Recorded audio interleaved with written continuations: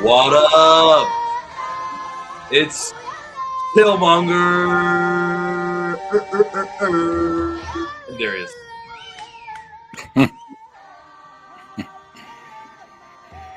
What is up? Well, Black Panther's up, so welcome everyone to the stream. There's Star Wars to talk about, and then the Super Mario Galaxy made a little move over here. Yeah, I went and saw Super Mario Galaxy. It's really good. Well, yeah, it was good. I liked it.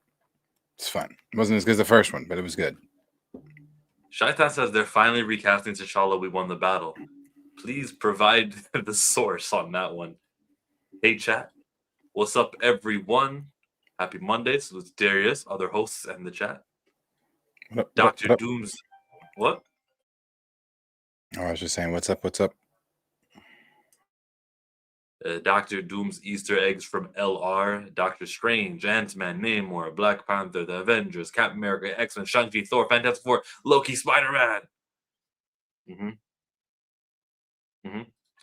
I see T'Challa purple egg in the drawing.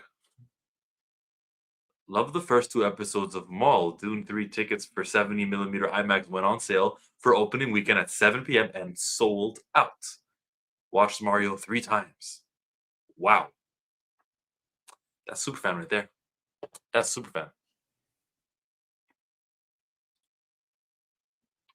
Yeah, the Dune stuff, they did sell out. Like I said, I've seen Mario. Only seen it once. I don't think I'll be seeing it again in theaters, but it was good. Yeah. And Maul has been great. It is great. Okay, let's get started. Anthony David says this. This isn't the G League. This isn't the G League. This is the NBA. These are big boy investments with big boy pants. We're all wearing big boy Hall pants. of Famer in the NBA. Yeah, not in finance. Rich, this is Let's get to. embarrassing. Do you realize this is our last focus in Hawaii? I don't know where the Lewis Hamilton is. You know our business. Our business moves fast. I was never going to send y'all $100 million. Because Why you don't not? have it. You don't have $100 million. And that's okay, but just be honest. $100 million cash? Yeah. Yeah. Absolutely not. What do you? I What, told what, you. what are you willing to give? Who's just sitting on $100 million cash? A lot of Yes, people. lots of people. Well, then y'all should find them. I'm not sitting seem on $100 upset. million You seem cash upset. anyways, dog. For what? Thank you for being honest. Why would I sit on $100 million cash? That's who we deal with. Okay, hey, number one, y'all should stop yelling. I'm a grown ass man. Why should we stop yelling? All right, I'm gonna leave here because I will you up. The G League. I want to see that episode. He said, I'm going to leave because I'm going to fuck you up. So everybody was in on it except for him.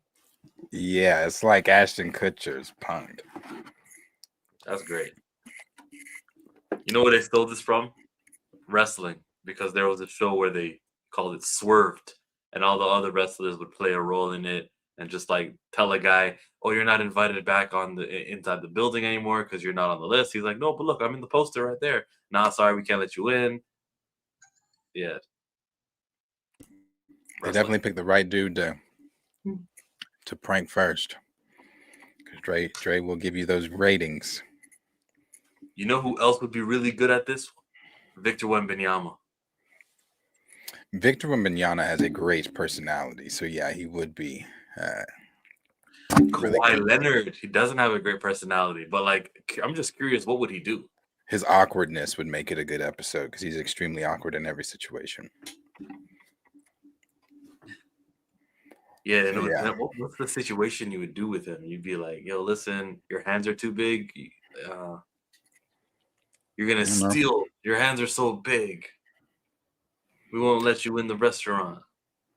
Do another punk and do something like they did on Punked. Ashton Kutcher had some great ones. Oh, you know, you could tell somebody who got traded and they're not really traded.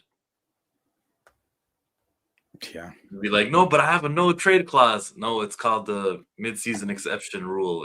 Didn't you read the update? What? Yeah.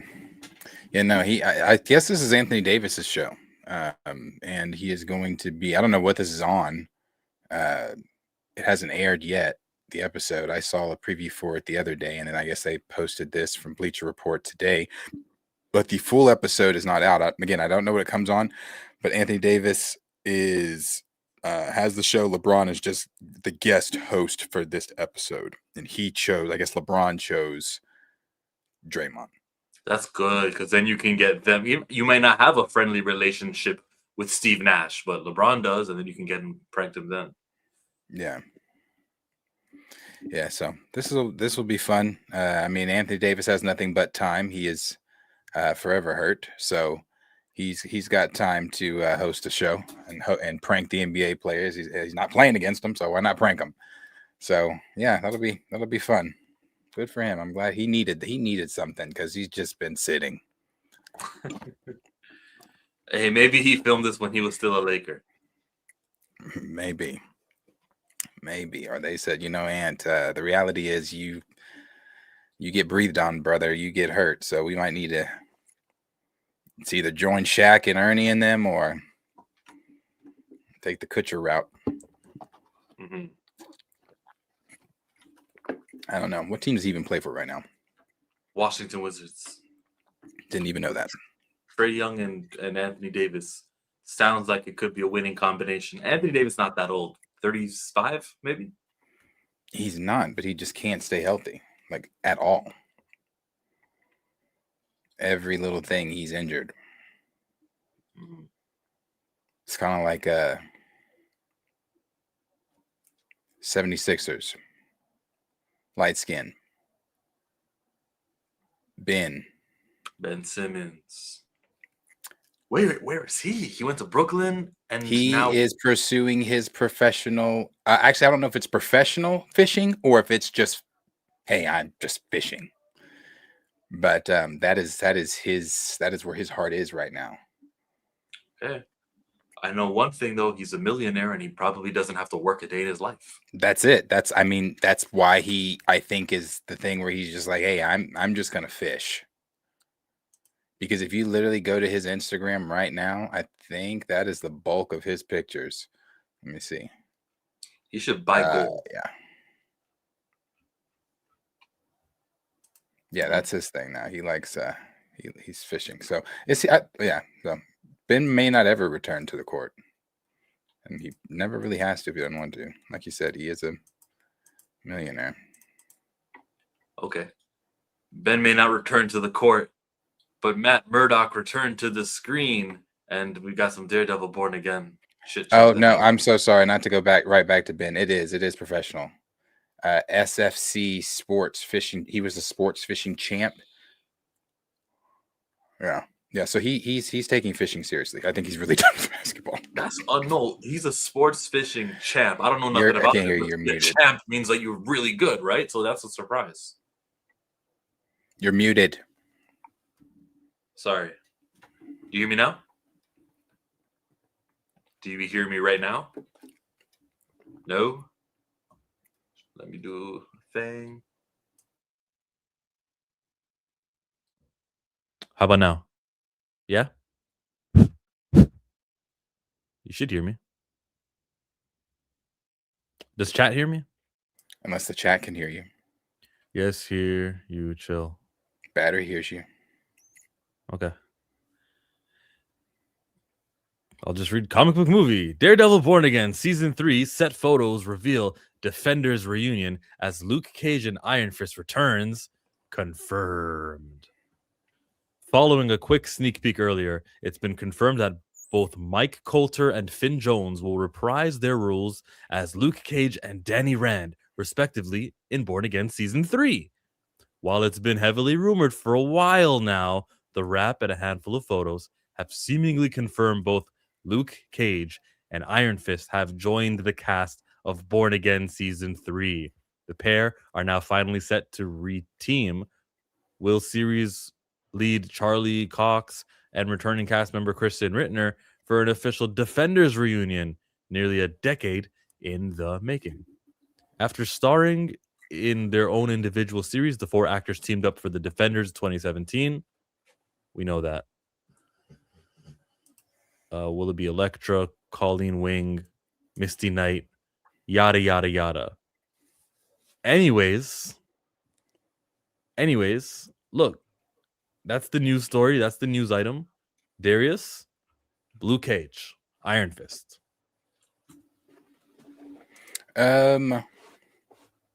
I've heard the stuff that Finn may not be here long, and maybe like a thing where they have him pass it over because the whole it's not culturally him being a white guy and all that kind of stuff. That's just something that I saw on Twitter.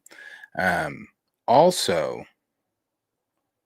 the stuff with Luke Cage that a lot of people were talking about on Twitter when those pictures dropped over the weekend of them on set was that the whole Mayor of Harlem thing. Exactly what he's wearing, like he's wearing that yellow and I think was always wearing that yellow and whatever, but it's like the suit. I think he wore that when he was Mayor of Harlem. Let me see. He becomes New York mayor in a comic book from 2023, I think. So for them to do a switch so quickly, it makes you think Kevin Feige influenced that comic book decision. Yeah, he's wearing that same thing there. So yeah, he could have been, and it's a on Reddit they were talking about it. Daredevil Born Again is the perfect place to reintroduce Luke Cage back into the MCU, and then they have the whole Luke Cage for mayor, and then Kingpin is obviously currently still the mayor. My mouse fucked up for a second. So that is something that is that could be a plot point that they are introducing in. He's supposed to show up in the 5th episode. I don't know if that's being introduced in the 5th episode or if that's going to be introduced in season 3. But hey, they're back. Mike Coulter is back. Everybody's back. The whole group. So I don't think the group themselves show up until season 3. I know Mike Coulter is in episode 5 of Daredevil season 2, but the Defenders back, I don't think are until season 3. Are people watching season 2? I don't know what episode they're on. When you said episode 5, I was asking, wondering what exactly. When is that? Next week? 2 weeks from now? What episode are they on? I think they're on episode 3. Did they release 2 in the beginning? 4. No, they just released 1. Okay. In the beginning. I think that was 2 weeks ago. I think. So yeah. Sure. See, Raptor Cloak said episode 4 comes out tomorrow. Thank you. I did see episode 1 of season 2, and it is it was a lot better than season 1. That was just one episode, but they're on episode 3, and it's still good. So you're saying so? Any Haitian? As in Wonder Man? Or T'Child?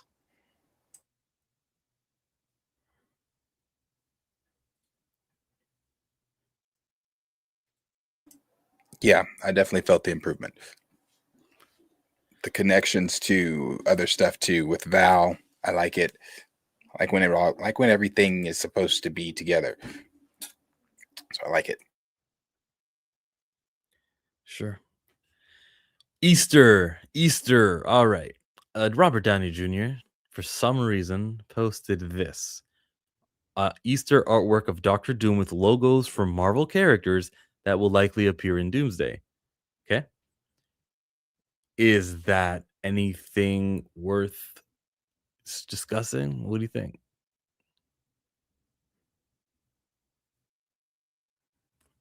There's a Spider-Man logo on the very right. Just characters that might likely show up. I mean, you got Shang-Chi, Fantastic Four. Don't know which Spider-Man that is. I saw people saying Toby. I saw some people saying Andrew because it looks like the more longer logo. You got Loki, Thor, Cap, the X-Men. I see ants here. The Avengers, Shang-Chi. Did I say Shang-Chi? Who's the far left? The X? Is that the Phoenix? What is that?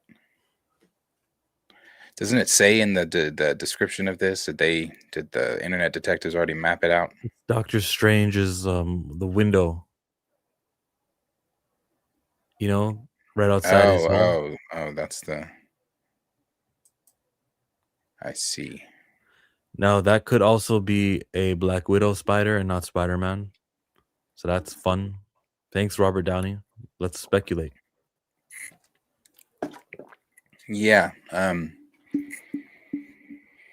Just characters that may show up in Doomsday. I mean, I saw this morning. I caught a little bit of Josh talking about this, and I think where Josh was going with it was way left. And when I say left, I just mean too deep. I don't think that they're thinking about it in that way. I don't know if you saw what he was talking about. He was just talking about like it was deep shit, like different cultures and religions, and why Downey chose to post this on Easter, and something about pagans. I don't know. He went deep with it, and I was like, brother, Marvel Studios, before Robert Downey Jr. posted this, were not thinking that in depth about. And how would the I don't know. It was crazy. I was like, how would the general audience even keep up with? I barely kept up with what you were saying. Okay. The pagan fertility god and how Easter has been hijacked, and it's less about the prophet and more about a bunny that lays eggs, which doesn't happen. That's valid, but I don't think it's got anything to do with this post. I think this is promotion. It's obvious by now that Robert Downey Jr. has some sort of deal in his contract where he's got a number of posts on social media that he must do to promote this, because why else would a man just care to post this picture? It's because Marvel told him to. It's part of the deal. That's all. It could be. Or Downey could actually really care. He's posted other stuff, other comics, covers. Part of the deal. It could be a deal, or it could be his just like he really wants it to do good and he's taken initiative to promote. Wait, which one do you believe? You're saying it could be both, but which one do you lean on?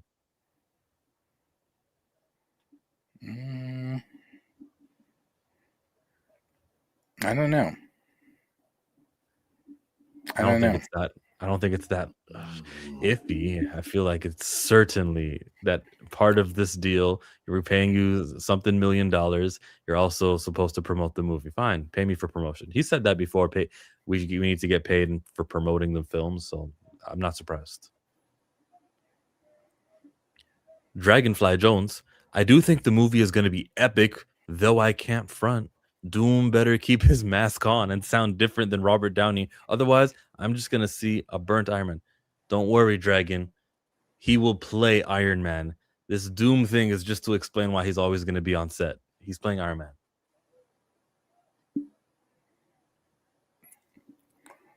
Man. Raptor Cloak said that's definitely not Shuri's suit. Maybe. I don't know. I mean, they were saying some people even thought that that big Disney trailer that was supposed to drop was going to be Doomsday, but I never thought that. Doomsday's not. I don't think they're dropping Doomsday. Probably not even for the public at cinema. I think CinemaCon will probably get to see something, but I don't think the public will get to see it unless somebody records something and puts it online. But then maybe they drop it at CinemaCon, maybe they don't. I'm still leaning more toward San Diego Comic-Con is when Doomsday's trailer will come. But it could be. But I won't know anything more on these trailers or whatever, or not trailers, on this being Suri or BP. They're not even thinking of it in this article. They just say there are two logos, though those represent Doctor Strange and Tom Holland's Spider-Man. Both characters have been rumored to appear in Doomsday, so while their inclusion isn't hugely surprising, it does rather feel like Downey has let the cat out of the bag with his celebratory Easter post. No one's talking about Shuri or Black Panther in this.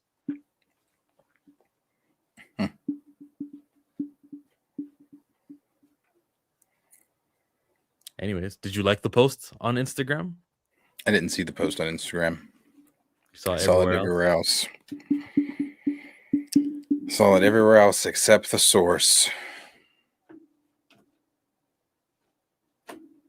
But hey, more Doomsday stuff. Like I said, I really don't have anything for Doomsday until we actually get a trailer or something, which they're not going to do until they give a trailer tangible from Marvel Studios. I think the stuff that comes out every day or every other day about Doomsday, like, I saw people covering Ian McKellen doing his own stunts. I can't do that. Yeah, Ian McKellen did his own stunts. I don't know what I can talk about there, but the other stuff that comes out every other day about it, like when there's something that's like, boom, okay, now that's something to talk about, then yeah. But When you're talking right now, your mic is moving and making noises more than usual. That's T'Challa. Oh, Scoot over, Bubba. Scoot. we got to recast that T'Challa.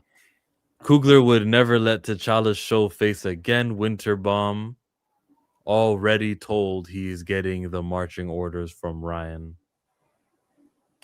Brad Winterbaum. Well, Brad Winterbaum is also giving you the Defenders reunion, so we got to give him credit there. But he's also giving you a second season of Wonder Man, which when we say, well, where's the black characters? Where there's not new enough? No, the 2 seasons of Wonder Man. What do you mean? Never celebrate race swaps. He did his own stunts, like he stretched his hands out. What stunts Magneto's doing? Oh, Magneto stuns and he says words. Oh, the wind. I don't know. They said that anytime his stunt double would do something, well, not anytime, but a lot of the time he would move his stunt double and say, let me do it. I can do this or whatever. And I'm thinking the same thing. What was he doing? This is going to be such a good movie. Magneto and Professor X are in it. It's the same guys we've been watching since year 2000. 26 years later, they know this is the final time they're going to play the role. We get to see those X-Men with the Avengers we care about because Captain America is back and Iron Man's back. It's going to be such a mind-blowing reward. Okay, we were in it. It was bad. We had a harsh 7 years since Endgame. But here comes this movie in December. Enjoy. Russo brothers are directing.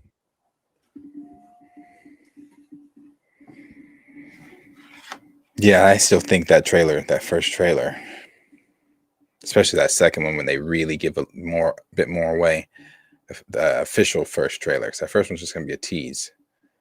It's like I said, feel how you want to feel. I think we're working under a different monster with this one, though. Can't wait to go to the movie theaters for this one, pay for a movie ticket to see something else, and then walk into my Avengers Doomsday with large popcorn because it's a 2.5-hour movie. Dog, I might even take them up on the refill. I never do popcorn refills. I might do the big popcorn just so I can refill it. You don't get a large every time? No, I don't get a more large every time. It depends on the movie length. Oh, no. It's a large every time. Why? What if you're left with so much more popcorn and you just take it to the car? I take my popcorn home. All right. And I'll eat it.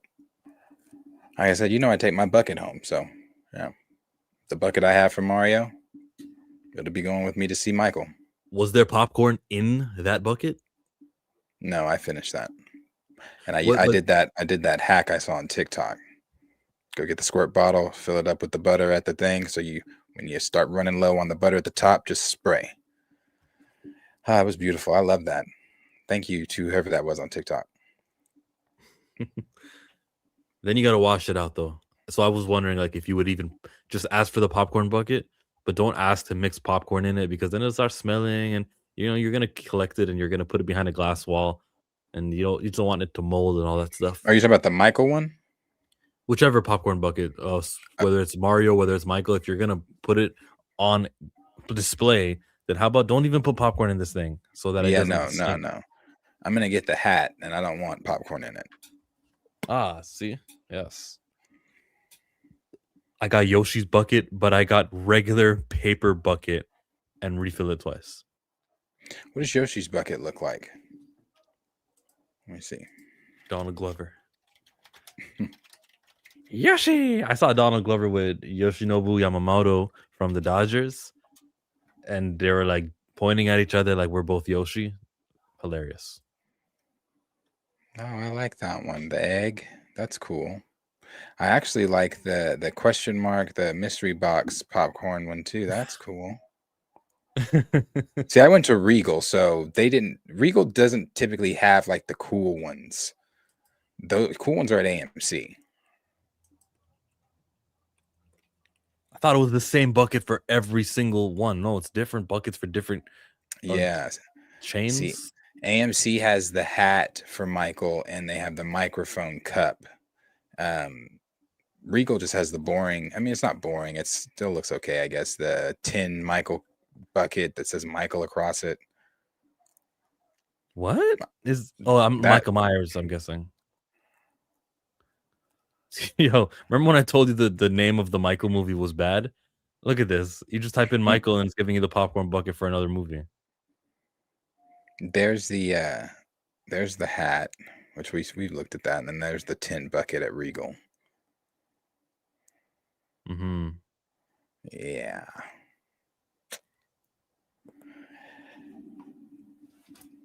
Well. So yeah, they're all different. They're all different. For Doomsday, you probably figure it'll be just the mask of Doctor Doom and a bucket behind it. I don't know what they would do for Doomsday.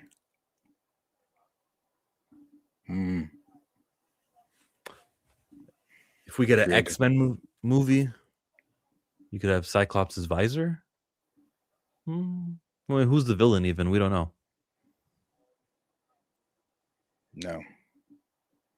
No. But yeah, they're all different. So the one for Doomsday, like you said, could be Doctor Doom's mask, the helmet.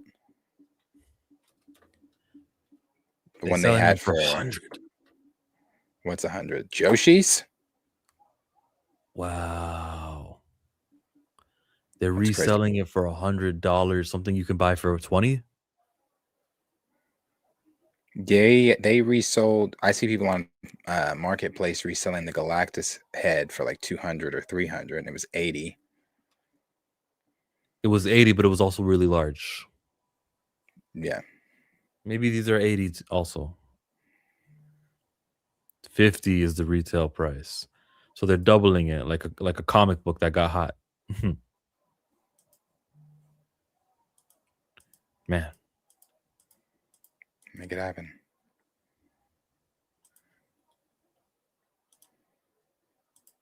Make it happen. Yes, Lawrence, I did. I did watch. What did you think of it? Of Maul, Lawrence? Brad did use T'Challa for the Young Iron Man show, but that's probably because it doesn't have to run by Coogler. It probably did run by Coogler, and he was like, a child named T'Challa? That's genius. Yeah, just be careful to celebrate that one.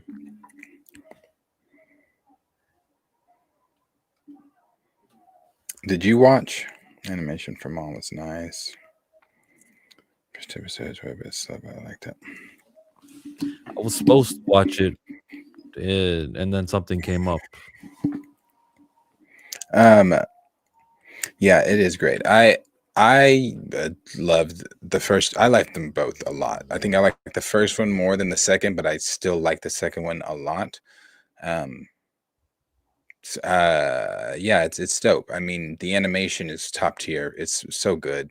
I think Dave thrives in Star Wars animation. The storyline here, where we already are, and it's not that Maul is not compelling. He is, but sometimes I feel because the other characters like this Captain Lawson that they've introduced in Two Boots are so interesting as well that sometimes Maul takes a back seat. Maybe that's just because how slow the first two episodes were, and maybe I don't know, maybe he's still supposed to be this shadow, but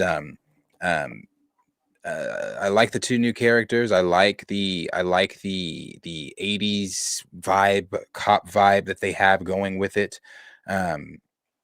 I like the horror aspects too that they said to look for, like when they were chasing them in those tunnels, and every time they turned the corner, you would see one of the Zabrak brothers, barely turning the other corner with that mysterious horror vibe music. Like it's been really good.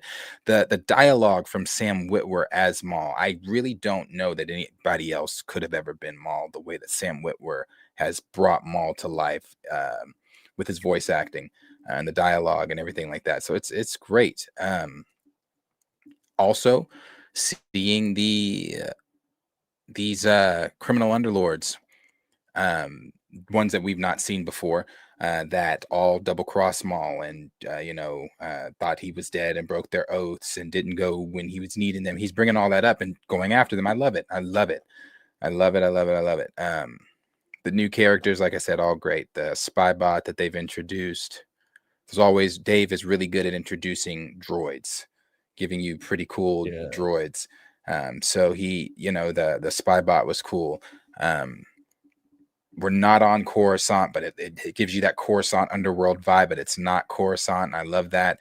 And this Captain Lawson guy, he's not so quick to call the Empire. When they scanned Maul's face, and the file came up sealed by the Empire and said, if spotted, immediately notify the Empire. And so Two Boots, his robot partner, was like, hey, well, we need to notify the Empire. He's like, no, we don't want the Empire coming here and shutting this planet down. We can try to handle this ourselves. And as he's digging deeper, it's getting more and more out of hand.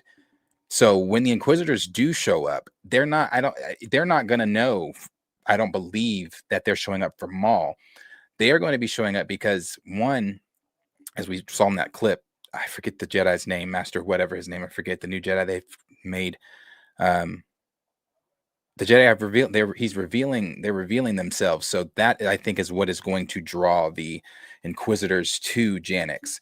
And then through them doing what, of course, Inquisitors are supposed to do, chasing Jedi, they are going to find, oh, he lives, Maul's alive. And then that's when it's really going to start getting. It's been good so far. And like I said, and I do agree, the first few episodes are not like boom, boom, boom, boom, boom. They're good though. Some good action in it, especially the second episode with Maul when he goes after the Pikes, gets revenge on the Pikes. There's some great lightsaber stuff here, and they are not shying away from showing you that this is a more ruthless, darker toned Star Wars. It's more akin to season 5 Clone Wars when Maul was first introduced. Back to that Cartoon Network days before they sold it over to Disney. That was a dark season. It was a very dark season. Maul did some dark shit in that, and we're seeing the same tone here. The killing, the way he's killing some of these people. I love it. I'm gonna love it too. Hearing Duel of Fates, I think we will see Ahsoka. Do you? I don't think so. I don't think so. No. He's got to know that's his reputation, so he'll be like, not for this show. Well, yeah, not for this show, because canonically that would kind of break when they meet up again in Rebels, because she was shocked to see Maul. We can still see Ahsoka without her seeing him. Yeah. Are you talking about in his show? I don't think that's going to happen. It would take the show is about Maul. Ahsoka, during this time, we know where she is. We know what she's doing. We've already followed her. Right now, during this time, she is on that little farm, living out whatever, trying to help them. The Crow, the 11th brother, that is the Inquisitor in the show, is the one that she kills. So she hasn't even killed him yet because he's in the show, which means she is on that farm right now that we see her in Tales of the Jedi. It's also is 1 year after Order 66. So yeah, no Ahsoka, and I think that would also ruin it. We don't need to see every person, every time, and every show. Here's a dope Jedi too. I just finished the second episode. It's pretty good. No Ahsoka, and Lauren says, yep. So he's agreeing with what you just said. Well, would you agree with what Rotten Tomatoes says? 100% fresh. Yeah. and I think it's just going to get better. The people that are lucky enough to have seen the first 8 episodes have not seen the final 2. I don't know. I love that I really don't know where we're going, because I know he says in the first episode he wants revenge on Sidious. So I don't know if he's actively trying to get to Sidious, which is insane if that's what he's trying to do. But he said he wants revenge on all of his enemies, and then he said including Darth Sidious. So if he is trying to get to, he's already killed 2 people. Well, 1 person so far. Well, some of the Pikes. He's after Krim, who we've met in the comics, and I think Krim was in season 5 of Clone Wars as well. He's after him. He's the leader of the Pikes. He's already killed another crime lord that we've never met. So if he's climbing this ladder, I'm telling you, it's all but inevitable when Vader shows up. And I forgot the whole thing with Rebels. When Vader shows up in Rebels, originally Dave's plan was to have Maul die at the hands of Vader on Malachor. But then he thought that would then take away from the fight that Vader was literally about to have with Ahsoka. So it was like, no, let's save Maul, do some more stuff with Maul, and just have the whole fight with Vader and Ahsoka be the highlight of the episode.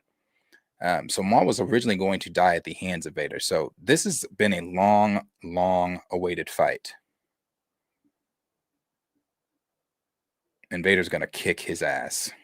With the state of the galaxy after those 3 movies, 7, 8, 9, I'm happy to have characters that actually didn't die, or characters are back. Like Asajj Ventress, she's really back, right? She just can't meet up with Quinlan Vos. I'm glad to have the old stuff continue. And like when you just let it be like this, just like this is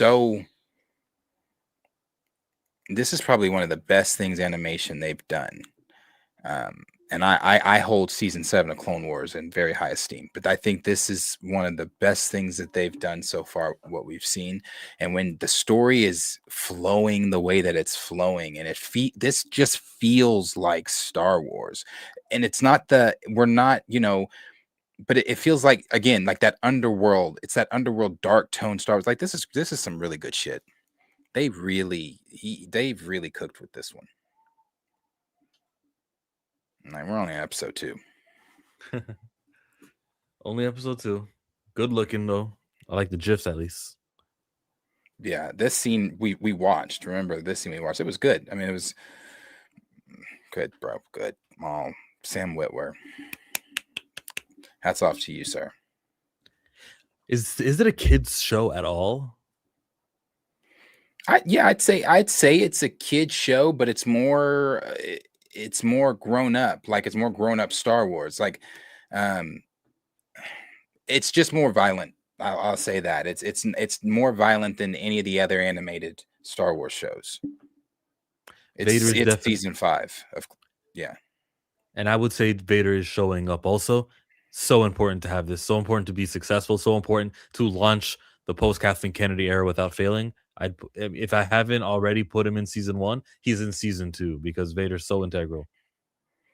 Yeah, I agree. He is definitely showing up, man. And it just, I've seen other YouTubers too talking about the points in Rebels and things that he said in Rebels, like that line up with him Vader's going to kick his ass. I think it's going to cripple Maul so much. It's going to terrify Maul. We would know if Vader was in episodes 1 to 8 because people have watched it. Mm-hmm. Now, episode 8 is The Creeping Fear, I think is the title of that one. And that is the one where a lot of people were speculating that Vader was in it. Because that was the original, or one, not original, but one of the working titles for Revenge of the Sith. So they people suspect that he's in that. They think it's an Easter egg. Now, just because those 8 people just because those people have seen that 8 episode doesn't mean that we would know, because they are still on. I think there's only certain things that the people that reviewed it could say about it. Well, they could release it to a friend and say, you can't tell them I'm the one who saw it. Do what? I'm saying that as honest as you want these reviewers to be, they could just tell someone to leak out. Just don't say that Chillmonger was could. the one who told you. They could. But he could be in episode 8. He could be in the 2 final seasons that Sam say are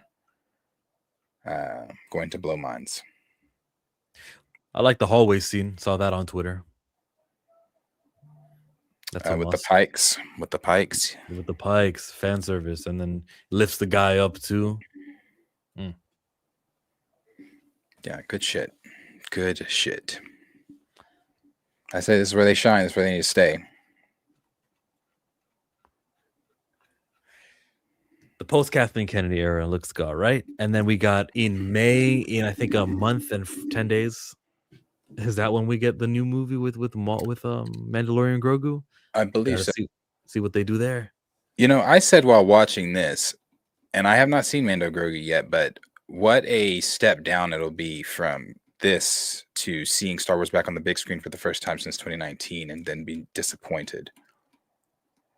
I haven't seen it yet, obviously, but I am expecting the disappointment. But it would be a major step down from a show that releases 2 episodes a week to your marquee film of the summer being back on the screen again first time since 2019. We'll see. I don't have the same. I was counting down from Maul. I don't have that same anticipation for this one, but we will see. When you saw the Super Mario movie, did they play the trailer for Mandalorian?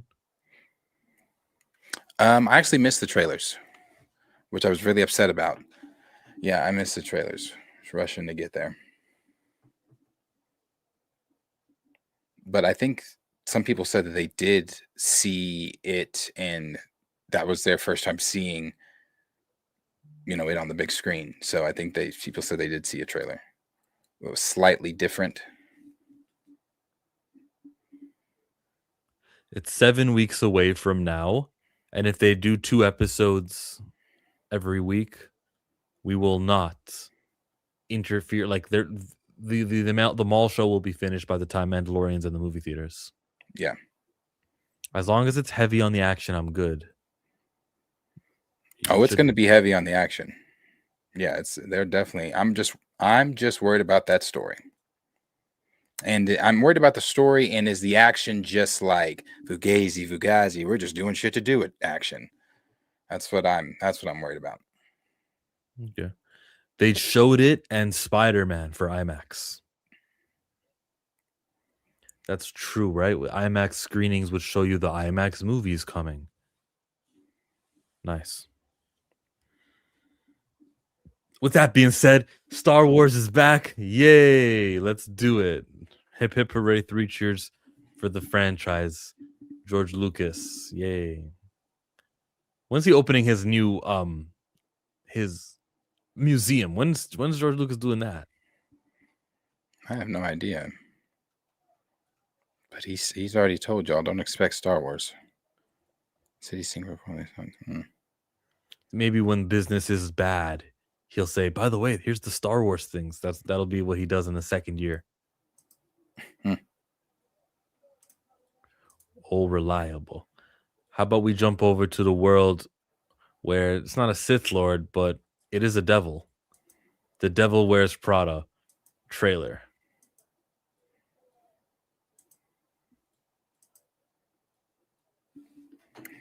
Serve a little sad. So I used to have your job. Want a little side of ass. Got to go to Paris Fashion Week. Do a little swirl. Or a bunch of pieces from the Chanel collection that year. Let 'em know I'm that girl. You still have all of it? No, I gave it away. What? Would have been a bit much for a newsroom. This is you. Oh! Who gives away Chanel? I'm feeling fab, I'm feeling free, I feel exceptionally. You are here to help us through our current scandal. Click, click, click, click everywhere. But I did not hire you, and all I need to do is bide my time until you fail. Won't you take the train, dear? Might show up late, might be on time. Just wait, I'm coming. I'm going to make something of this job. You could write a book. The definitive Miranda Priestley expose. May the bridges I burn light my way. All the friends again. Wait. I hope that's not what you're wearing to the dinner. That's all. Cindy, we need that. The Brunello Cucinelli pants, love those. And we definitely need an embroidered two-piece totem set, but not the terracotta because you're so pale.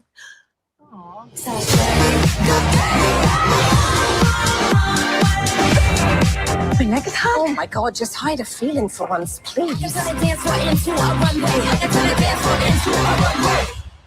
I just love my job. Monday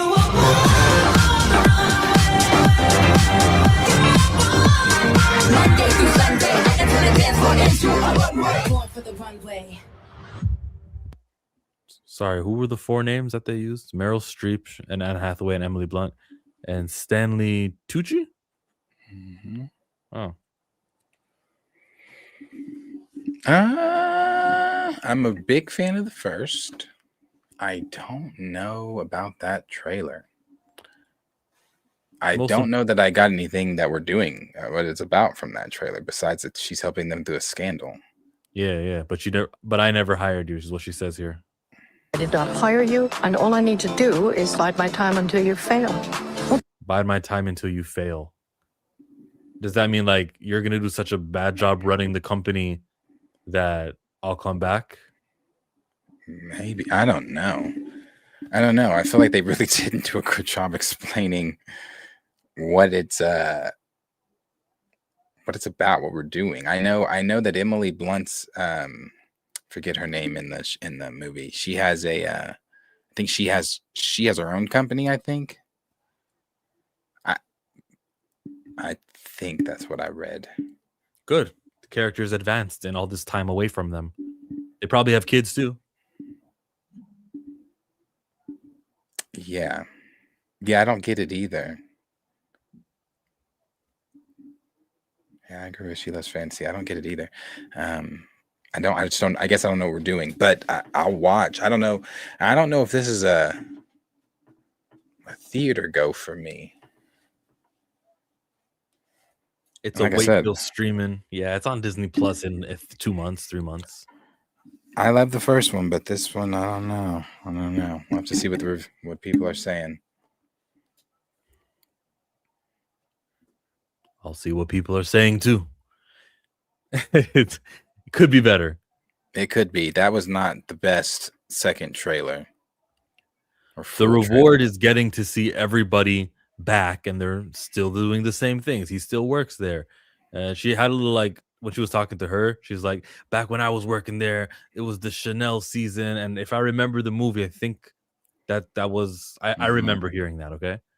But it looks like she might be a villain or she might be a pest to work with.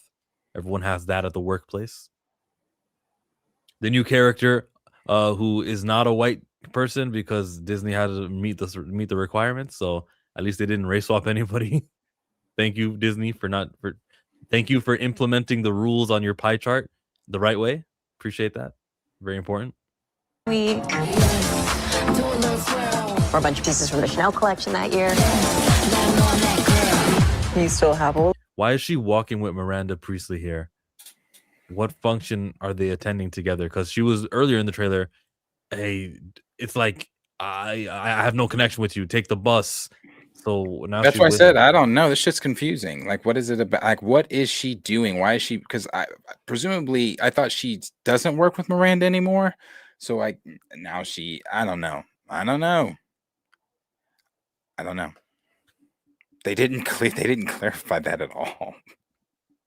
Yeah. And I agree with Xavier. It looks like a streaming. Looks like this could be like, hey, coming to Disney Plus soon. But it's your girl Anne Hathaway. That's what takes it over. Her and Meryl Streep. She needs to do an Interstellar movie. That's what I want to see. She's off on that planet with Christopher Nolan. But that is it. Coming for spring. It's a groundbreaking, and the date is it's get tickets now, so it's pretty soon. Get tickets now. That's all Mandalorian Grogu needs. That deep voice. Not chill calling her the DEI hire. I am, but I'm also in favor of hirees, diversifying movies. So yeah, just don't do race swaps like Snape. Black Snape. And in my hand and the hags in my heart. There's a new, I don't know where this video came from. It's not AI. It is from the official show of, I'm assuming he's looking at Harry and as he's walking, but it's, and everybody, I saw people sharing it, talking about, oh, I don't care what y'all say, he's got aura as a Snape, and that is such a Snape walk, and ooh, that's a, I'm like, hey, y'all can try as hard as you want to force that shit, but no, no, no, no, no, no. I don't see Snape. I see Black Snape. I don't. It is never gonna No. work. No. No.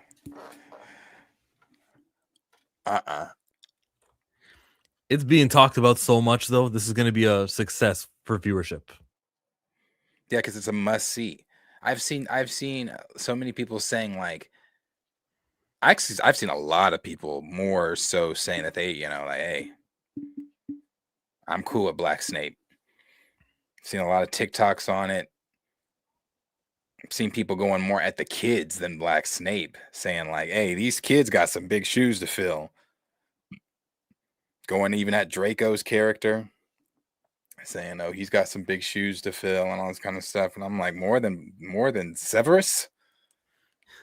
Draco has bigger shoes to fill than Severus? I don't know.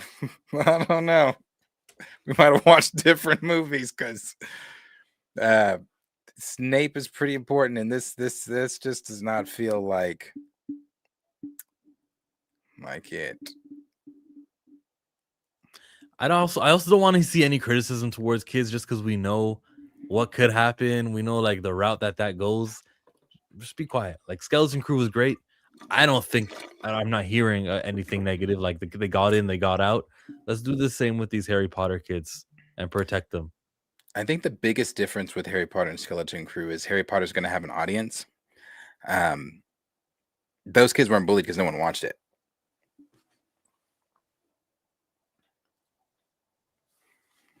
Like, I don't even remember what the hell. Yeah, I couldn't even tell you what Skeleton Crew is about. About a crew. Well, the actor who plays Dean Thomas, Dean Meets Dean, this was a few months back. How crazy it is to have bumped into Alfred Enoch on the way to the Arsenal versus Aston Villa game. So they both play the same character. That's what's up. Protect the kids. And I hope he gets more of a role in this movie, in this TV show, so that when they reboot Harry Potter again, maybe the Dean role will be more higher profile, not Black Snape. That's representation right there. See that right there? Zoom in. That right there, representation. Good job, Wizarding Worlds. Take notes, Kevin Feige, with your Wonder Man.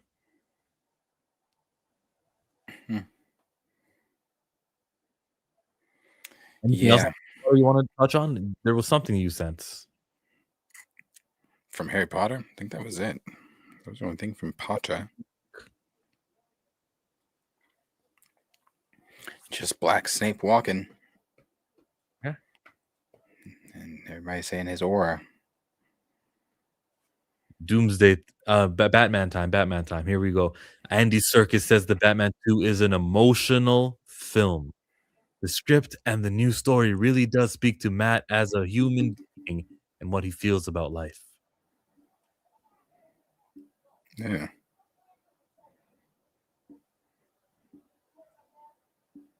All I thought he said more.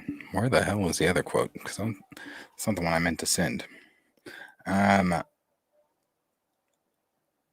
I saw one from Robert Pattinson, where he was saying that I think he starts filming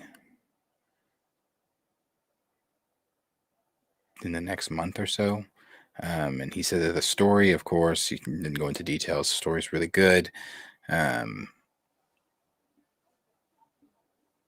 they said that what's his name? Joker is in it. The rumors are saying Joker's in it. Barry Keoghan. Yeah, he was at the ending of the first movie. Yeah, but Matt Reeves also said that Joker wasn't going to be one of the main pieces of anything. Said that it was going to be like breadcrumbs leading to Joker. But from my understanding, the rumors are saying that Barry Keoghan is in it a bit. Was the article you were reading about Spider-Man? The Batman 2 makes the hard choice that Spider-Man Brand New Day refuses to. Spider-Man Brand New Day are two sides of the same coin. More is arguably expected of Brand New Day, as it will be the first time in history the character has had a fourth consecutive film. Meanwhile, Batman 2 is tittily tucked away in its DC Elseworlds corner. Regardless, in terms of Batman 2 and Spider-Man 4, there is a lot of both movies' predecessors lobbed into the air for them to slam dunk, and only one of them might be doing so satisfyingly. The Batman and Spider-Man feature love interests who were gracefully written out of the story by the end, and whose absence would be meaningful to the narrative. But Brand New Day apparently could not wait to bring Zendaya, Michelle Jones-Watson, back. Zoe Kravitz is supposedly not in Batman Parts 2. Yep, but you got Scarlett Johansson, whoever she plays. Amid high-profile casting announcement, Scarlett. Anyways, blah, blah, blah. But basically, they were trying to say that that's the difference. I think that's just something to read on a Monday. I don't think there's anything, no meat in this article. Wrong one. Did I send that article? No, I was looking for it on Screen Rant. And it was like the first one from when you type the Batman in the search bar. Yeah, Zoe Kravitz is not in this. Whoop-de-doo. It's like T'Challa wasn't in Wakanda Forever. That's a huger deal. Yeah, no, Zoe Kravitz is not in it. But like, so they got ScarJo, and she may be playing. Was it Phantasm? Yeah, so we'll see. This might be the one. It's got Andy Serkis. Alfred's emotional Batman 2 story, return and filming timeline. Is this it? No, it wasn't I didn't see it in an article. It was a quote, more quoted stuff from, I think, that same interview he did that we just read from on Twitter, though. Not a full article. Not the full article. Andy Serkis. I obviously can't say too much about the film other than I am really excited about going back into the world and working with Matt Reeves again, who I've now worked with a number of times, and he's a dear friend and Rob. And the script and the story and the new story really does speak to Matt as a human being and what he feels about life. Rob and he got on brilliantly, and I can't say any more than that. But yeah, the relationship continues to be one of a very close, slightly at odds, but beautiful relationship. Slightly at odds? Whatever, I'll take it. Kobe and Shaq were slightly at odds too. I forgot he was even playing Alfred. That's how long ago the movie was. 2022, right? Yeah, March 2022. Yeah, a long time ago. Panther said we're going to film this year. Starts filming this year. Still doesn't come out till 28. All right. So you got a whole year after it. And then it comes out in 2028. I hope my mouth moves now. He said, "Just not movie Frozen." Yeah, that's it on the Batman. I don't really think there was any That I was trying to find that other quote, but I can't. I thought I saved it. I bookmarked the wrong one. Damn, I wanted to stick on DC more, but nope. It's too bad. No one cares. They've got nothing going on. Ice Age has got something going on. So I'm a fan of the franchise, but it's also a kids franchise, and so whatever. Ice Age No, it's not whatever. Ice Age is a great franchise, and I would say that first one, arguably like that first Shrek, when you go back and watch it, there's a lot of in that second one. There's a lot of jokes in there that aren't for kids.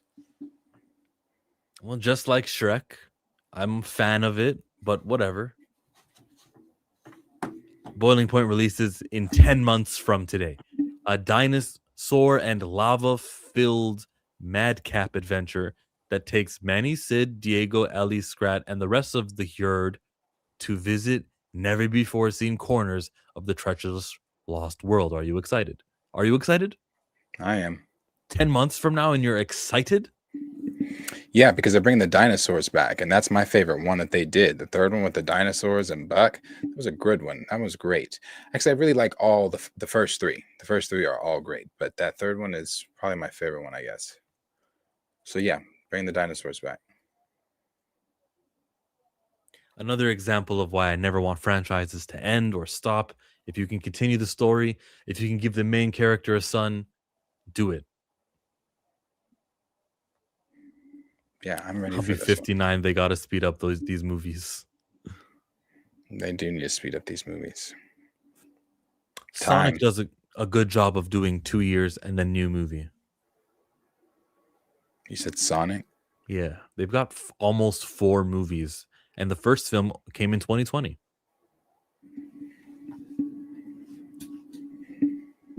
It's happening again on the mic. Is it the dog? No, that might be my the cord rubbing against it. Yeah. Yeah, no, Ice Age is going to be great. Some people were thinking that was going to be the trailer that was going to be dropped today as well, because Disney was supposed to drop. Every time they say that, Disney's going to drop a big trailer, except for the day that they dropped Toy Story, when they were all like, Toy Story's dropping tomorrow. And it actually did. The scoopers were saying Disney's got a really big trailer drop in today. Some people said Doomsday. Some people were saying Ice Age. I mean, the day is not over, but typically it's not like them not to have dropped it by now. So I thought this one was going to be one of the ones dropped today, but I do want to see it. I like Ice Age a lot. Right. Disney had Hoppers come out, right? It's been in the movie theaters for a month. How well did that perform? I haven't heard anybody say anything about Hoppers. 332 worldwide. And the Pixar budgets are usually large, so maybe that's not profitable. Maybe.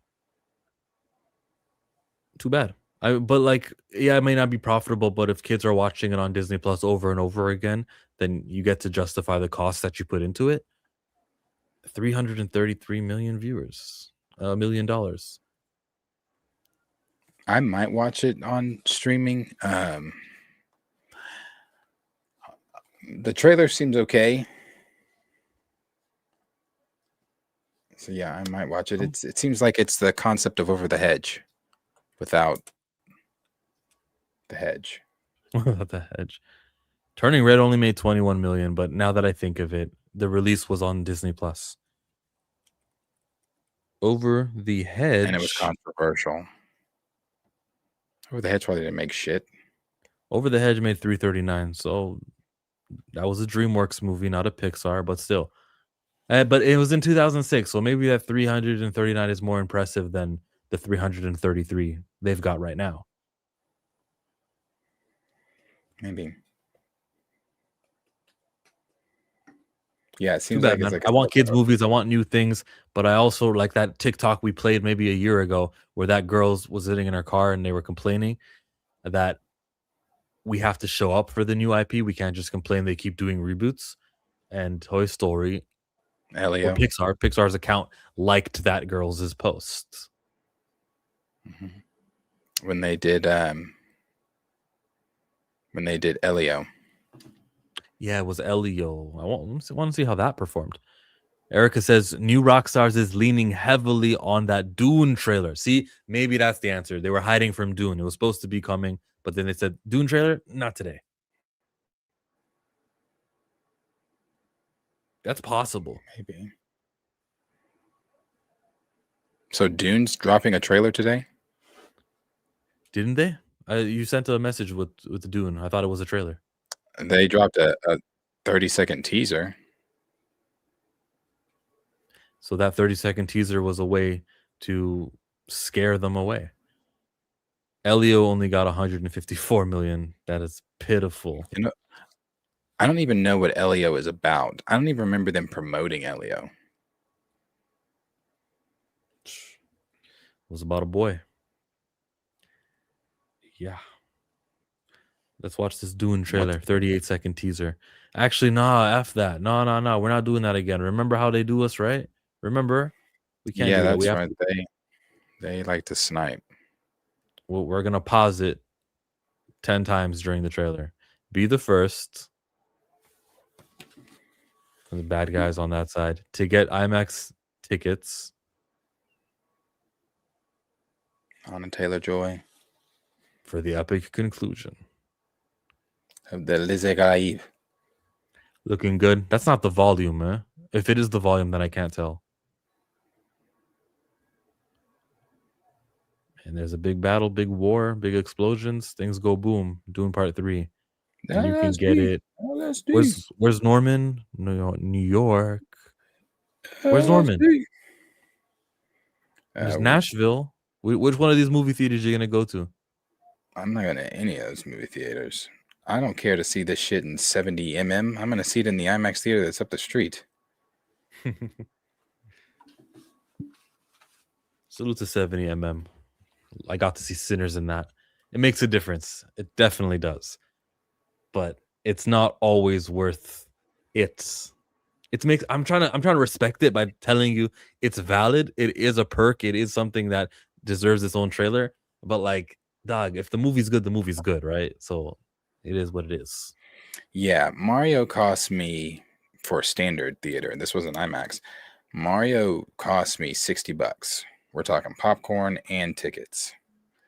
So when I see this IMAX film, that's going to go up significantly. $20 a ticket. Same price for popcorn, but $20 a ticket. So we're looking at possibly 70. We can justify it. We're the movie guys. We're the content creator types. We're the ones who are invested in this. Same way some people with fitness lifestyles, they've got memberships to 4 gyms, one at the college, one at outside of work, one near close to my house, and the other one because my friend. Like the people justify it. People buy PlayStation, Xbox, and Nintendo because they're gamers and they've got Steam and they justify their costs. We will justify that $20 IMAX ticket. Yeah, because I do it every time.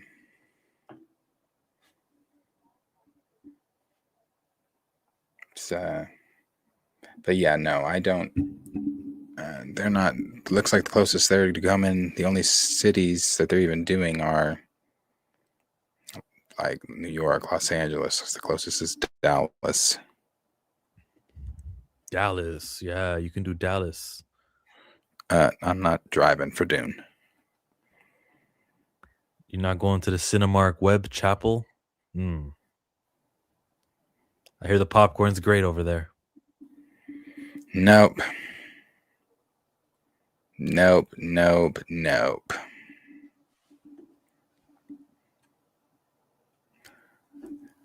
terrible. I take the whole family and we go to theaters where we can have dinner and I get alcohol. Okay, wait. Erica's spending what, $100 on a movie? The whole family? That might be even $200 if everyone's eating and getting drinks. Do you have that? Is y'all's theater? You can order and they'll bring you food too. They call it VIP. Yeah. It's in a different entrance too. Yeah, they have the section where you can either sit downstairs with everybody, where everybody else is sitting, or you can sit balcony, and they'll bring you the. It's more private. 21 to go up there. That's kind of a cool thing to happen. Make me feel valuable. You know, you want to go with a girl, and you can say, hey, "Come get your food," but the food is what? Nachos, hot dogs. What's really the food though? You know what I mean? What's on the menu? So who are you pressing?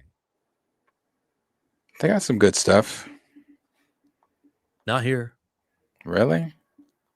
So they have like a whole restaurant that's connected to the Warren. It's their own Like a restaurant. true restaurant where you use a spoon and fork for the food, real food. Yeah. Nice. Yeah. It's like a 80s diner vibe. But it's connected to the theater. You can order from there. They'll bring it to you, or you can sit in there and eat it. And you guys even sit on a balcony above. You can chit chat, not worry about interrupting the flow of the movie because someone can hear you. I like that. I like going to movies where it's like 20% full. Maybe the movie's been out for 3 weeks, but there's not that many people there so that you can have a little side talk with who you came with. No? Am I alone? Or am I like a bother? Did I just ruin my reputation and the respect that you guys had for me? Well, I like to talk in a movie theater. The more emptier it is, the more likely I'll do that. But I'll shut up when we're full. I talk to myself during movies. I'm like, well, what? How? I'll ask myself, well, where did I'll laugh. I'll do one of those, but I don't get into full laughter. I don't feel comfortable doing that if I'm alone. I've seen lots of movies alone. I probably see more movies alone than with people. You don't die laughing by yourself? Oh, I do. If something's funny, hell yeah. Nah, the most I'll go. You get 3 noises out of me. Something's funny, I'll be dying. I'll laugh. AMC dine-in food was amazing, and how they closing a bunch of them. Now they're closing a bunch of them. I'm really upset about that. My local AMC changed into normal movie snacks. The audience isn't there then. Why are they closing so many AMCs? Why? Business, right? I think we have one Cinemark. I think it's in Tulsa. You know, just like closing comic book shops, the idea is that, well, when a comic shop closes, the subscribers who were all there on this comic books that was on 5th Street, now the customers will go to 4th Street and some will go to 6th Street. I think maybe that's why AMC closes it, because they'll say, fine, we got to shut you guys down here, but the store to the north and the store to the south will benefit.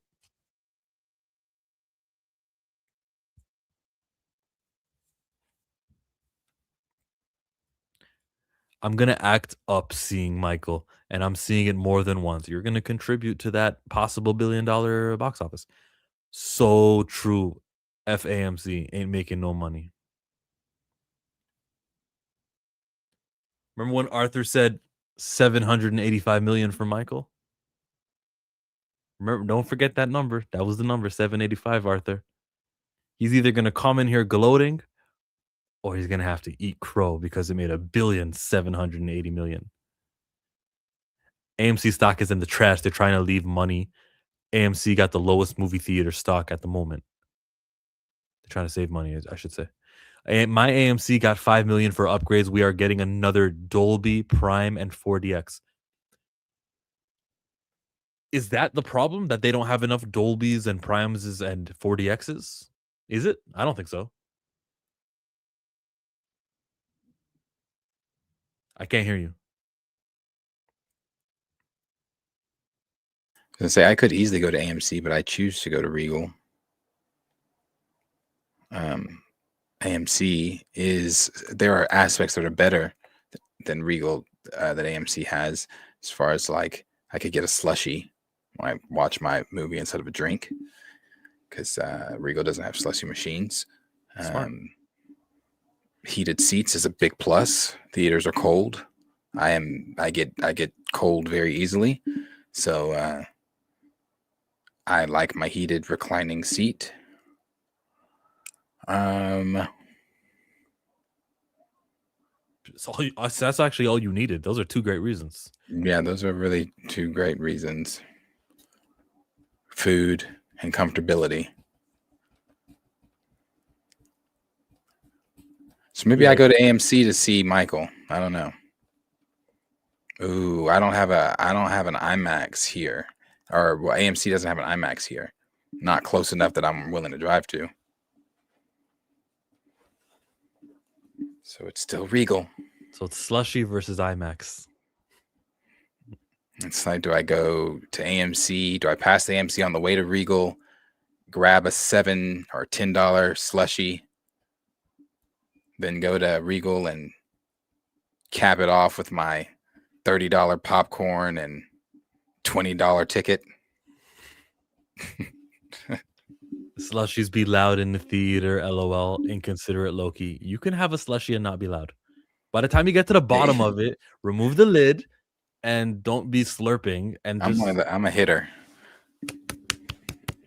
I like to tap mine when it starts getting too hit it up, and then your slushy. You can always get you a y'all got QTs.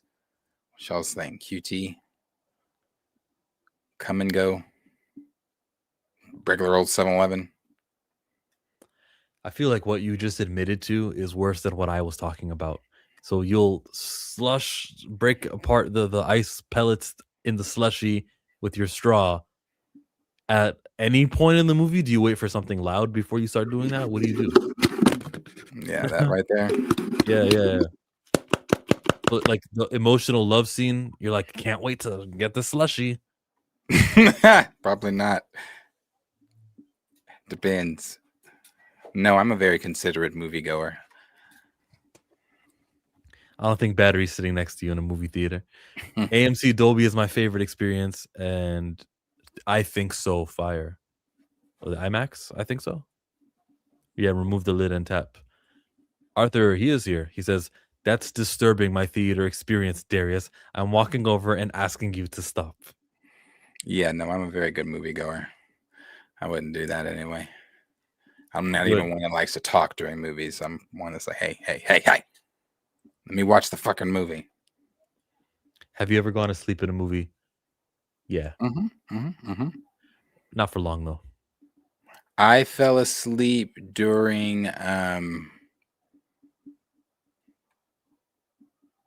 man, what movie was that? I don't remember, but it was recent. It wasn't too long ago. I don't remember what movie it was though. I remember falling asleep. I was supposed to go see a movie earlier in the day, and I just went to sleep and missed my movie. I remember that. I bought my tickets and everything for no reason. I know my movie experience when I saw Lilo and Stitch, or Stitch the movie, or whatever it's called. Not great. Those little kids were annoying as shit. This was when I was still living in the city, so it's a lot more of us, and some of us don't know how to act. And when they were bringing a badass little kids in there, it was first of all a sold out theater, which I wasn't expecting. I was not expecting that. We saw that film at 2 p.m. So I wasn't expecting it to be kids galore with their parents and stuffed animals. People were in pajamas and blankets. And I'm like, at 2? All of you are here at 2? And it was packed. And these kids were so loud and talking through the movie. And then these people next to us got into it because she said they were sitting in the, bro, I said, I will never come to this Warren again. I should have just went to the big Warren. We have 3. There's the real big one, and there's the smaller ones that are wherever the fuck. And I went to, no, never again. Not the one where it's predominantly us. No. We're the workers. We're the ticket. No, we're the janitors. We're the moviegoers at that one, and you can tell. Which is sad to say. It's just sad to say, but you can tell. And I'm just like, nah, I gotta go see movies with the white folks. They know how to act. They know how to be quiet and let me enjoy the movie. Yeah. Hold up, a super just came in.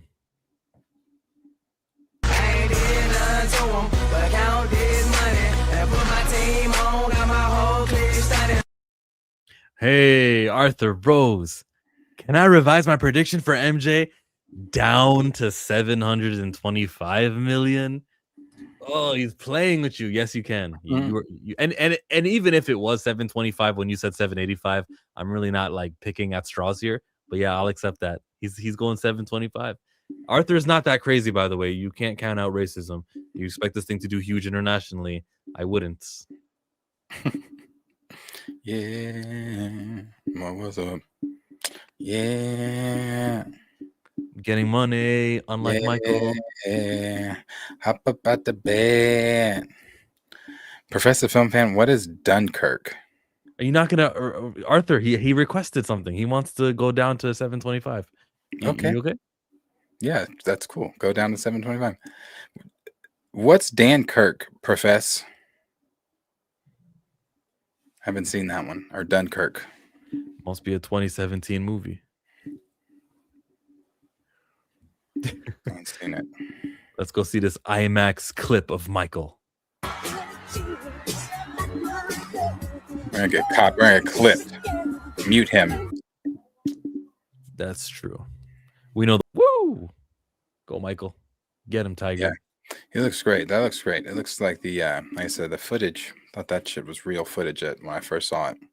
The faraway shots look like real footage. Good for them. Good for them. Couple weeks. So is it MJ vocals the whole movie, or is it the nephew singing? If they're smart, MJ vocals. Yeah.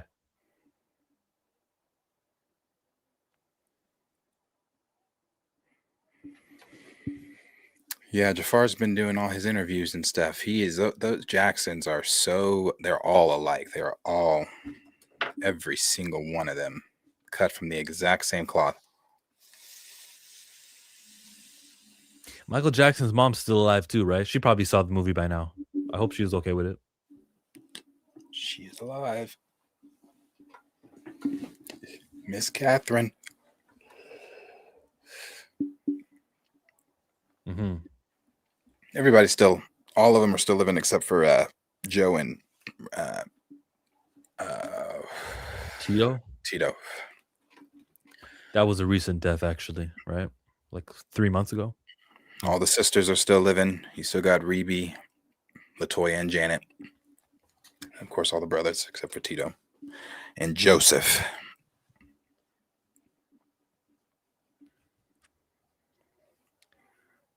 And then all their children.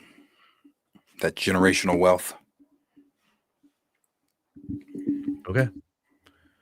Hey, time to do this Black Panther story.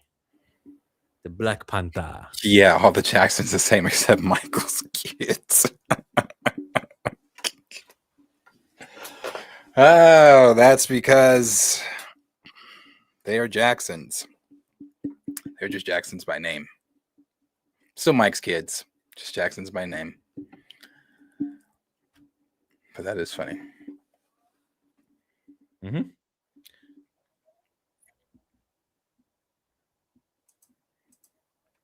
This is gonna be a long one. Probably gonna clip it because there's some things I want to say here, mostly about YouTubers. There is some Black Panther updates. For one, there's a production name. Oh, I thought I had it open. I'll start that over. Just because I'm editing.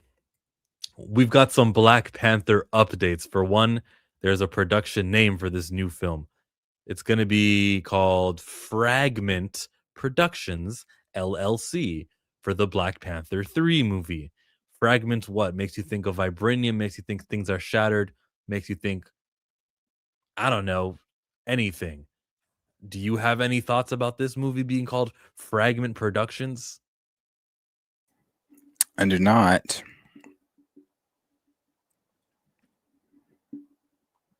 I do not. It's really, really mild. I saw a bunch of YouTubers talking about so much about this movie, about the everything regarding it, and I seen them bring up the T'Challa word, and sometimes differentiating whether they're talking about T'Challa's son. They call it T'Challa Jr. I don't. I refer to him what his mom referred to him as, Toussaint, and the difference between these two characters, right? So I happen to notice. I happen to pay attention, and I think I'm gonna be the T'Challa police right now. And every time I watch Cosmic Wonder or Everything Always, and they refer to the bastard son that Nakia has as the word T'Challa, I'm gonna give a strike. That's what I'm gonna do. So you think that's okay for me to be the T'Challa police? I mean, yeah, you can. I don't think it's going to make a bit of a difference if that's who they're going to be following in the future of the MCU. I have said, and until I am proven wrong by Marvel Studios, I'm going to continue to say, it's not as if they're going to call him Toussaint. I mean, he's not going to be running around the MCU being called Toussaint. They're going to call him T'Challa. So when they say T'Challa, yeah, you could go in there and give him a strike. But in the MCU, by and large, everyone is going to call that child T'Challa. They're not going to call him T'Challa Jr. or T'Challa II, because when you speak to people, unless they go by Junior, you don't call them Marlon II. Come here. Hey, Gerald the Fourth. Come here. You call them either Junior or whatever their nickname might be, or they might just go by their first name. And there's not like he's going to be getting called Toussaint Junior, TJ, T'Challa. He's going to be called T'Challa. And when years and years of movie YouTubers refer to the kid as T'Challa, it warms up, it preps for when the movies start using the word T'Challa. So I think it'd be better off if they refer to the kid as Toussaint, so that when the movie comes out and tries to play off, oh yeah, this guy's T'Challa now, it's even less accepted. It's more rejected with, what? No, I know him. That is Toussaint. That is not actually T'Challa. That's a kid called the T'Child. That's the bastard son. That's the Haitian. That's Toussaint. Yeah, but who thinks that? Who thinks that that's Toussaint? I do. We do. The people in this chat, the 35 people in this chat do. The people that follow this movement that are currently not in this chat do. But that's not a large portion of the moviegoers. Yes. So to get Cosmic Wonders or some of those guys with those large audiences to not refer to the kid as T'Challa Jr. would be the goal. I would love to sit here and entertain that, but we've been on this movement now since 2020. I believe Warren, Cosmic Wonder, has done things specifically with E-Man himself. So it's not as if he's unaware of the movement. It's not as if he's unaware of what people are asking for. I think he himself even if I'm recalling correctly, has even said he would like T'Challa recasted, I believe.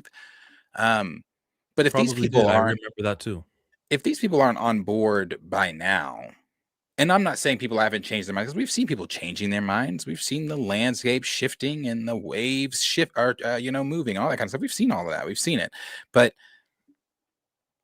again, if Marvel Studios comes out and tells a Cosmic Wonder who Marvel pays his bills, a Den of Nerds who Marvel also pays his bills, Everything Always whatever the fuck who Marvel and these others also pay his bills, if they come out and tell you, the bill payer, I'm your bill payer, if they come out and tell you, the person of that, hey, this is T'Challa, not Toussaint, they're gonna call him T'Challa.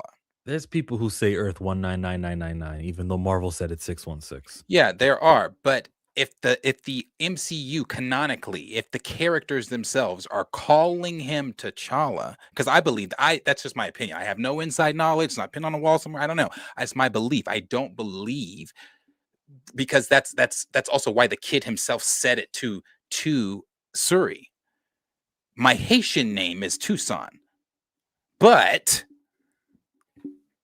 so when he gets introduced to or to whoever the fuck, I don't know how long it's gonna. When he gets introduced to whoever the fuck is the Avengers at the time of his adulthood, or whenever he dons the role of protector of Wakanda, he's not going to introduce himself. He's probably going to introduce I'm himself. not disagreeing there. I'm with you Tucson. here. I'm with you on these influential people using the language that is Toussaint and differentiating it. And maybe if Chillmonger made videos covering who used that word, they may see it, pretend not to see it because that's how they are. Or maybe they will. Who knows? God knows. But like, it will change the way that the language is used around T'Challa. Not just for Cosmic. You mentioned E-Man. That's a T'Child acceptor too. Do you think E-Man doesn't accept T'Child? I don't have enough proof to say that E-Man accepts T'Child. Go watch the one with Cosmic Wonder. I don't study E-Man. Go watch the video with Cosmic Wonder and E-Man about how we got to build the T'Child, or Marvel's got to work on building that character up. My point is like getting these guys in the comment section, in like letting them know the difference between Toussaint and T'Child, because their language influences more than just me and you and the 35 people watching in the chat right now. I don't do that, Plant. Don't do that one. Like they're both Haitian. Go figure. I don't want to put that on E-Man because he's Haitian. He supports the Haitian character. I wouldn't do that. I get what you're saying. Yeah, but again, you. Yeah, sure. Yeah. James Mackwell spoke on this. Scooper. Any news on Black Panther 3? Who's playing him or the plot? James says, I've heard several things. James, grain of salt from James. Grain of salt. He is not He's not Daniel. He's not Alex. James is. So grain of salt. I've heard several things about Black Panther 3. Some ideas point to a space crisis involving aliens in Wakanda, along with rumors with Marvel that Marvel may introduce the Savage Land and have T'Challa face Khazar. However, it's all just speculation for now. Even he's telling you, don't believe me. It's all just speculation for now, as the project is still in early development. Okay, let's accept this. Okay, all right.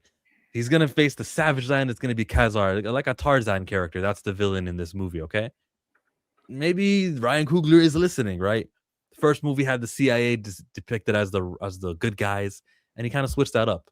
The second movie, it was Mexicans versus the black community, and maybe that's not the imagery he wants to go with. So he's like, cool, white villain this time. Are we good? Good. And then they're going off into space. Yeah, that could be. That sounds about right. Yeah. Ryan Coogler shifts. Could be. Yeah, I've seen the Savage Land stuff and the alien stuff.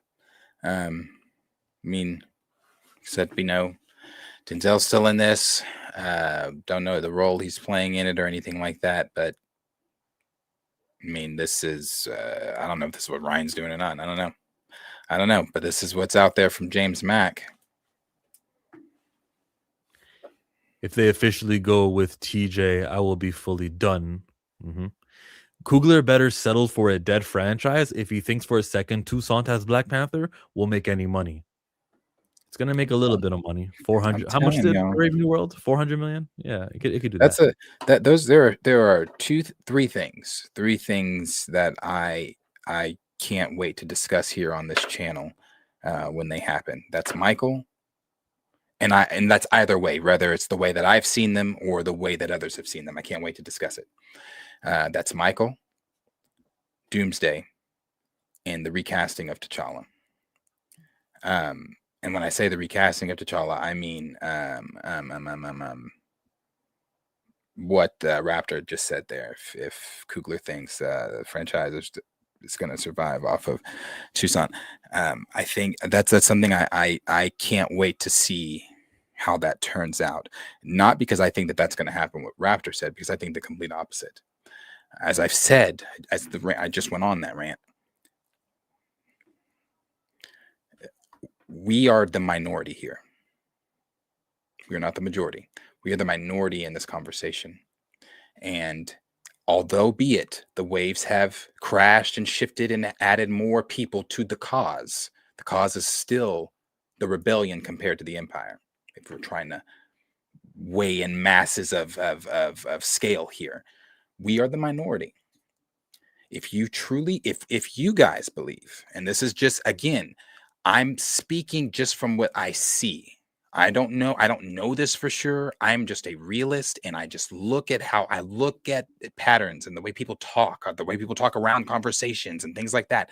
The way that the audience talks around this conversation is not, and we've talked about this, it is not the way that we talk around this conversation. If you believe that they're not going to accept a male regardless of his lineage, and Denzel Washington, regardless of where he falls on the T'Challa family tree, if you don't think they're going to accept a male Black Panther doing Black Panther stuff, you are so wrong.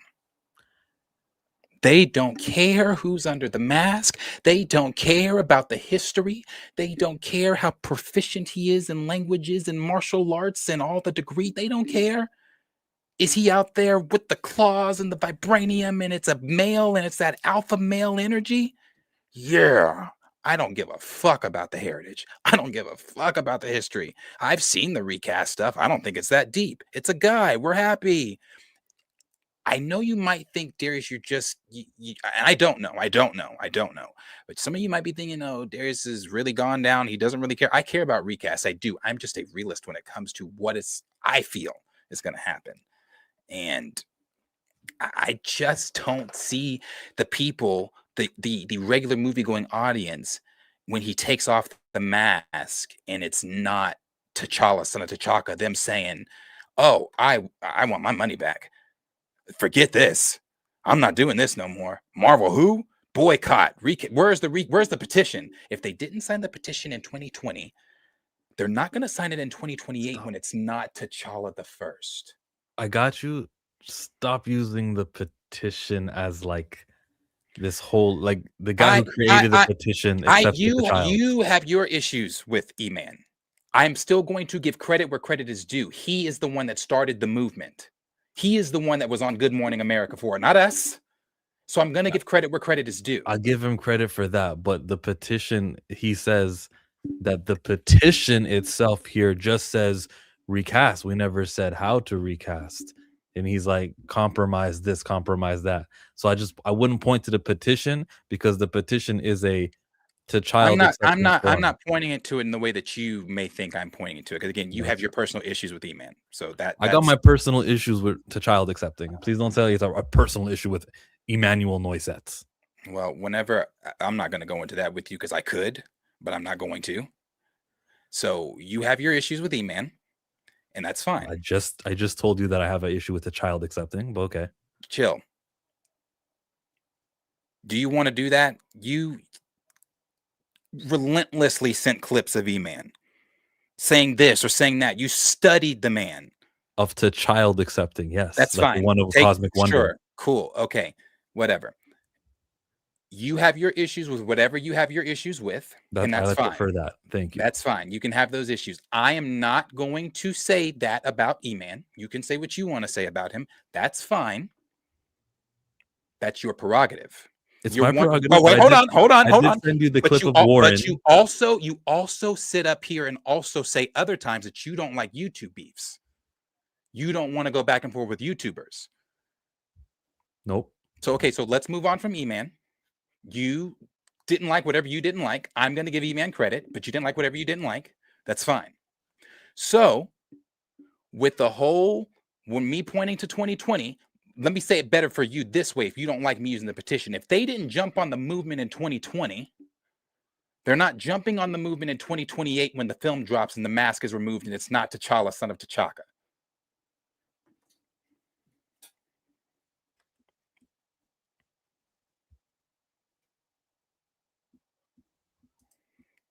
And Bobby said, I disagree. Opinions on the internet doesn't necessarily translate to dollars. Hey, and it doesn't necessarily translate to dollars, but I'm telling you right now, I know it's hope that is driving a lot of the pushback of the realism of what we're really looking at here. But I think I ask this every time. And no one has yet answered this. So I'm going to ask it again. What tangible evidence has Marvel Studios given to you, the moviegoer, that they are sniffing a recast? They're not. Is it on a board somewhere? Is it hidden in an Easter egg somewhere? Maybe it was in Dr. Doom's Easter egg or Easter post. I may have missed it. I don't know.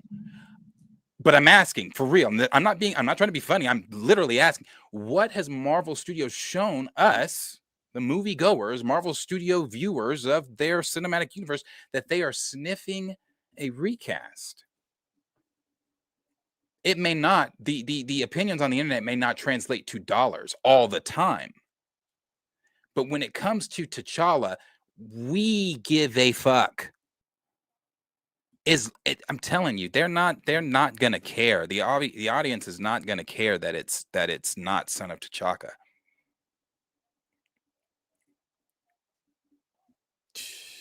Yeah, understood. T'Challa is still an active presence in the parks and in the video games. But that doesn't matter, because when they age up Toussaint and call Toussaint T'Challa, then they'll just say the whole time that the guy in the parks, the guy in the video game, that is the Toussaint T'Challa, and just leave it alone at that. Here's the thing, too, on that. That's fine. The video games are one thing. Rivals is, that's a video game. That's one thing. Cosmic Invasion, another video game. That's one thing. Do you think the people of Cosmic Invasion had to call Coogler? No, but the people that did Marvel Zombies had to call Coogler. The people that did X-97 had to call Coogler. The people that did Rivals didn't have to call Coogler, because Rivals is not an American game anyway. They didn't have to call Coogler and be like, hey, Ryan Coogler, can we use T'Challa? But if it's something that revolves within the MCU, so I don't even know why we're. If it's in the MCU, that has to. We've seen it. There's literal interviews where one of the people is talking about it. We've seen Bo's tweets about it. It has to go through Ryan. These video games don't have to go through Ryan because they don't take place within the MCU.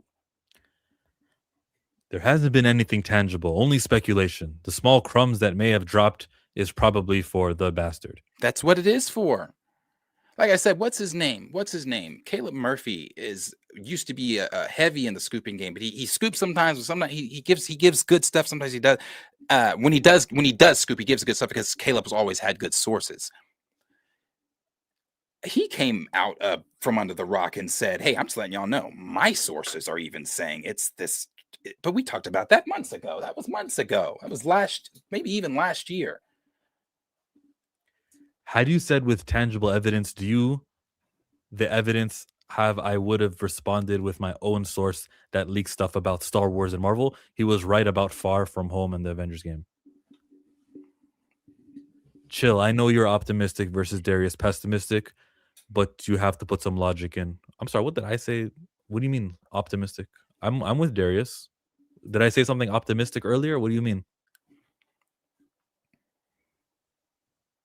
Darius is realistic. I'm just looking at it as I can't look at it any longer of hope anymore, because it's like, neither am I. Because I don't have any evidence of this, and I pray I'm wrong, but I've said this. I've prepped myself. When I sit down in Secret Wars, Doomsday, whichever one the Black Panther is going to show up in, I have prepped myself for if it is T'Challa, that's fucking great. But I've prepped myself for it not to be. So I'm not going to go in there and be like, I'm leaving. Fuck this. I'm gonna be like, oh, well, I knew that. Okay, what's next? What happens next in the movie? I knew that. The You thing know- ends with T'Challa going back to his universe. Same way we know Cyclops is in it. We know 5 years from now when we see Cyclops in an X-Men movie, it's not going to be the one played by James Marsden. So who cares long term? That's what's important to me. The long term familiarity with the character, like we did with Superman, like we do with the Hulk, like we do with lots of Peter Parkers. We can do that with T'Challa, and we're not going to do that. And that'll be yeah, it'll be, people will be convinced.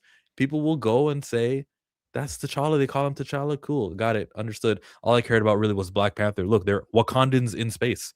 That's the headline. Wakandans in space. And people seem to care about that plot line less so who is doing what. That's it. I mean, if you go to Warren's video right now, or you go to any of the other ones that have talked about James Mack's little scoop that he gave about it, you look in the comments, nobody's talking about, unless it's somebody that's really, and I'm not even trying to be funny. I've seen people from our viewers, I've seen our viewers Terrell tag, Austin. commenting on the stuff and saying recast T'Challa. But by and large, the conversation happening under the video is not saying, is T'Challa going to be in space? Is T'Challa going to be the one fighting Savage Land? I actually, when I saw even today, when it got brought up to Josh on his stream about it, Oh, did it? he was more concerned about the Savage Land stuff. Right. It's about Because, the Wakandans in space, bro. That was the headline. But they're not exactly. That's my. They're not sniffing it because they're like, is it a male black? That we don't care, bro. We don't care. They don't care. I would like for every Black Panther conversation to begin with that. First of all, we're wondering if it's even T'Challa. Now let's talk about the rumors about it's going to space with Savage Land and Khazar. That's what I'd like. But no, what do people care about? Black Panther 3 will feature a war between aliens and the Wakandans. They don't care about who the main character is here. According to insider James Mack, yada, yada, yada, yada. Wait, it says T'Challa here. The alien threat heading for Wakanda in his will set up a massive space-related crisis. The Savage Land could also be introduced, with T'Challa set to meet Khazar. But then, like we say all the time, T'Challa is an interchangeable word that they use to describe. Yeah, see, at Marvel Know what I Studios, we don't know what T'Challa that is. Is that T'Challa son? I don't believe it is, but is that T'Challa son of T'Chaka? Or is that T'Challa son of T'Challa? And I think that wording there is a problem because thousands and millions will see that wording and they'll associate the word T'Challa with some next character. And I feel it's important to be T'Challa police to let these guys know, hey, yo, please don't refer to the kid as T'Challa. You can influence some people. You never know who's watching. John Campy could be watching right now. As we hold a special stream, if you turn out to be wrong, it's 100% son of T'Chaka. Yeah, I have already said I'm not rooting for it to be anything but son of T'Chaka. I want it to be. I think my language gets confused sometimes. I'm not confused. I got you. I'm not anti-recast. I want the recast. I'm just not in the same place that I was in 2-3 years ago, where I was riding on this hope because Marvel Studios, as I use this example all the time, it does not take me 3-4 times to touch an oven to realize some shit is hot. They burned me once. I don't need to go back and touch you again and then go again. And if I go a 4th time, I'm the fucking dummy, because you've already shown me what you think. You've already shown me your plans. They showed you once in 97. I said during 97, I think I still had the hope then around. If you go back to my tweets, I was still like, yeah, you know what? Boom. They're still, I was still riding on high on all that. I still had the hope, but I got burned. Then I remember when it came out that he was going to be in Wakanda Forever, when it was going to be in Marvel Zombies. I was the one that said, I think I even have a video up about it that said he's back, because I was the one saying, hey, this is what y'all wanted. Show Marvel Studios that, make this the most viewed episode. Show them that, hey, we want T'Challa back, just for them to kill him. And he didn't even speak. And then we heard from the writers and the people involved with the show. Yeah, well, we called Coogler and they said no, because that's not what we wanted to do with him. We wanted to do something completely different with him. And then he went in talking even more about how I don't even believe this is what Chadwick himself wanted. So that's twice being burned. Doomsday, I think, is the third burn there. Now, I'm not, my hand's not on the stove, so I'm not getting burned. But for those of you that still have your hands in the pot, those of you that are still holding on to that hope, I think Doomsday, Secret Wars, wherever he pops up, I hope I'm wrong. I think that's going to be your third burn, because if you're still sitting here through 97 and you're still holding hope, and he couldn't talk, and what's his name? Bo told you that we called Coogler and he said no. If you're still sitting here through Marvel Zombies and they told you we called Coogler and he said no. And as I've pointed out many times before, it just doesn't make any logical sense to me. I could be wrong. I'm going to keep saying that. I could be wrong, and I hope I am. It doesn't make any logical sense to me why a created character by Ryan Coogler, this is a created character by him. T'Challa, when he showed up in Civil War, was created in the fucking 60s. So when he showed up in Civil War before he showed up in Black Panther, that's not the same thing. I've seen people argue with me about that, saying, well, no, T'Challa showed up first and the Russos got to play with him first before Coogler did. Not the same. That's not Coogler's character. That's Marvel Studios' character. Now, granted, Toussaint is now Marvel Studios' character, but he was created by Ryan Coogler. So why, if I'm Ryan Coogler, Oscar-winning Ryan Coogler, would I allow you to play with my character and then dictate what I have, and then I have to go off of your story and how he ends in your story to play on how he goes in my story and my movie with my character? That doesn't make any good damn sense.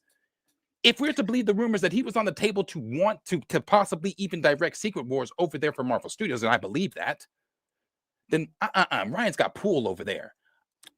My Wakanda toys are my Wakanda toys. I will give you permission to play with them sometimes. That's why they call the man to ask him. So I think your Doomsday Secret Wars is going to be your third burn. But I could be wrong. Coogler would have to have a change of heart. He'd have to see interviews. He'd have to be sitting with Charlemagne, who knows a little comic book stuff, and have Charlemagne bring up the differences between T'Challa and Toussaint. He'd have to hear the conversation surrounding the movie. He'd have to be, because he's a younger guy. I'm sure he's on his phone and he's looking at videos and like this. See the conversation. If the Soups of the world and people who have pull, Fantastic Frankie, if they start making a very clear, sorry, my mic went out. Very clear distinction between that character that is Toussaint and who T'Challa actually is, he could feel the culture is moving. So who is surrounding Ryan Coogler? Is it Yes Men? Is it T'Challa peddling, or is it consistently seeing that the rejection of what T'Challa is supposed to be, and seeing the TJ thing like that getting into Ryan Coogler's space? I don't have a money for a plane ticket to Oakland. I can't, you know what I mean? He doesn't have a Twitter. I think he has proximity media, but who knows if he runs that or not.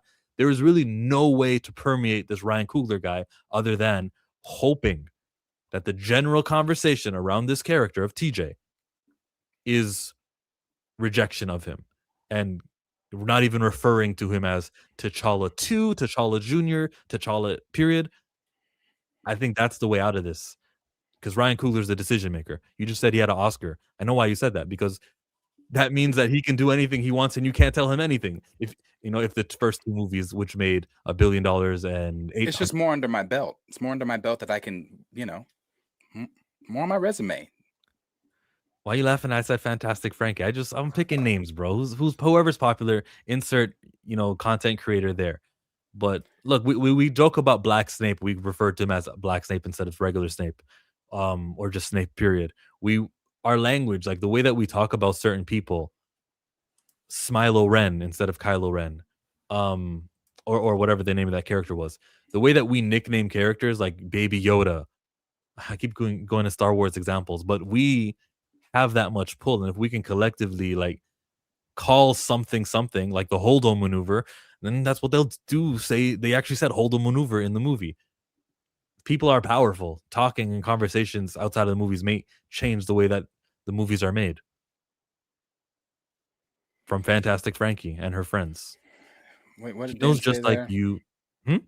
What did Dan say there? Just taking a step back, seeing T'Challa not be in the MCU post Secret Wars just doesn't make sense at all. You could say that's what they're doing now, and that's not it either, because T'Challa exists. Yeah, but T'Challa's not going to be. It's not that he's not going to be in the MCU. He is going to be there. He's just not going to be T'Challa, son of T'Chaka. He's just not. We'll see, man. Like I said, we'll see. We'll see. We'll see. I even Ryan's which I never commented on when it first happened. I didn't do a whole video on it or anything like that because I just don't think that's. I mean, I think it's separate, honestly, because they were honoring Chad. He's not T'Challa, but knowing where Ryan's head is with the character of T'Challa and the actual person of Chadwick Boseman, when he was speaking at the Star on the Hollywood Walk of Fame, I think that was even more evidence. But that was just me. That's just, I mean, just more evidence to me. I think he just was even saying there. I mean, his feelings are still hurt. He lost his friend. So as he said in 2022, we couldn't imagine anybody else walking through those doors and putting on that suit, because to us, the guy that did that, he's gone and he's never walking through those doors again. You could say Darius, that was in 2022, but the walk thing was in 2026. And he was still very deeply hurt and very, very much crying on the podium. And I just, hey man, I'm not one of Ryan's close friends. I don't know what Ryan's thinking, what he's going to do. I can only tell you with the clues that I see, or I think that I see, I guess. No, you see them. I see them too. I see the clues. I seen him joking with Shannon Sharp about it, haha, laughing it off. I've seen it. Charlamagne specifically said to him, "That's why you can't ever recast, huh?" We'll talk about that next time. He's not trying to give recast T'Challa the hope that they need, and that's really stupid. It's really stupid because the hardest thing going against this movie, the biggest criticism is T'Challa's not in it, and if you could just really early, we're a year and a half. When's the movie coming out? 2028? Supposed to be 2028. 2028 is a year and a half from now. So who knows whatever date. Let's say 2 years. We're 2 years out from the movie. It is okay to say who the main character of a movie is.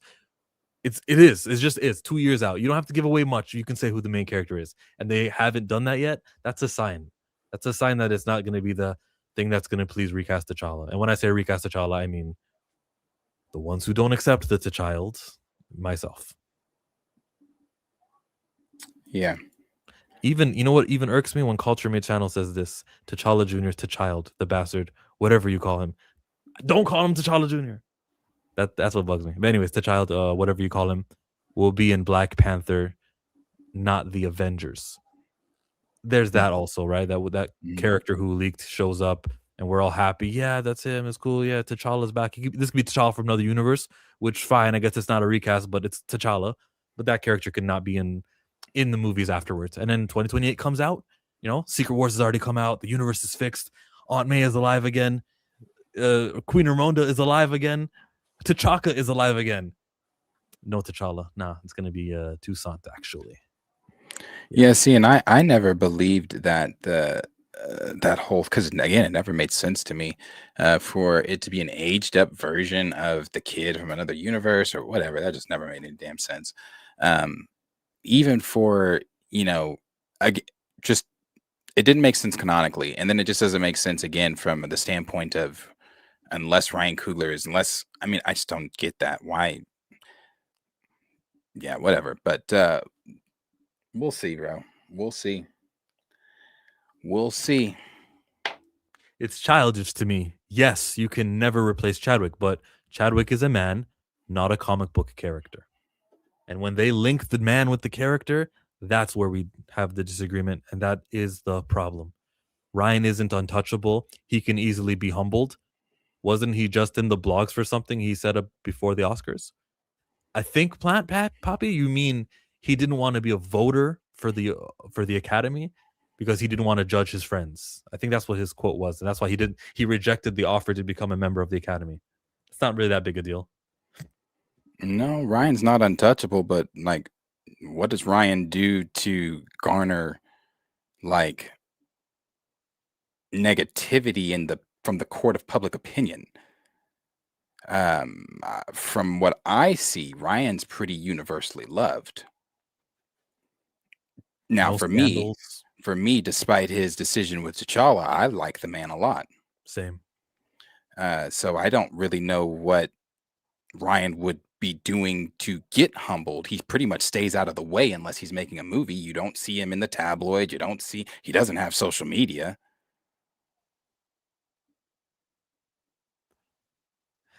And his movies make back its budget all the time, even when Variety, Rebecca Rubin doesn't want it to.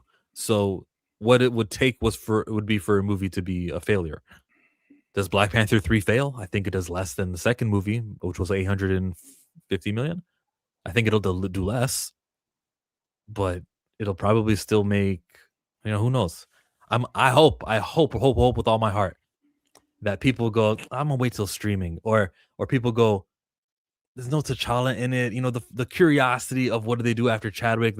They market it using the guy's death.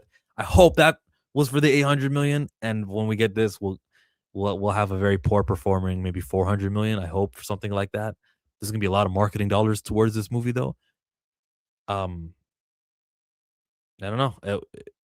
Either way, like, it actually doesn't matter, because once they decide post Secret Wars that they're using the T'Child to be the main character of Black Panther, then they're cemented. Even if we don't get a Black Panther 4, when we have Avengers, who's your Black Panther? Well, here's Toussaint, and he's going to be inside there doing his thing. Even though the movie character didn't succeed and we won't have many sequels of Toussaint as the lead, he'll still be there. The same way Shang-Chi is probably not getting sequels because the country of China doesn't want to promote Simu Liu's anti-Chinese stances.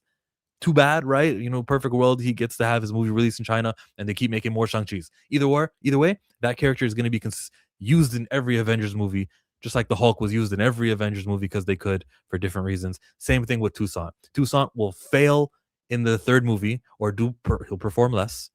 And then they'll go, do we do an X-Men movie or do we do a Black Panther 4? Let's just do the X-Men movie. But Black Panther will still appear here and there, making his appearances. So who cares if it doesn't even make money? We're actually at the end. It's like very, very pivotal right now, between now and when the movie comes out in 2028.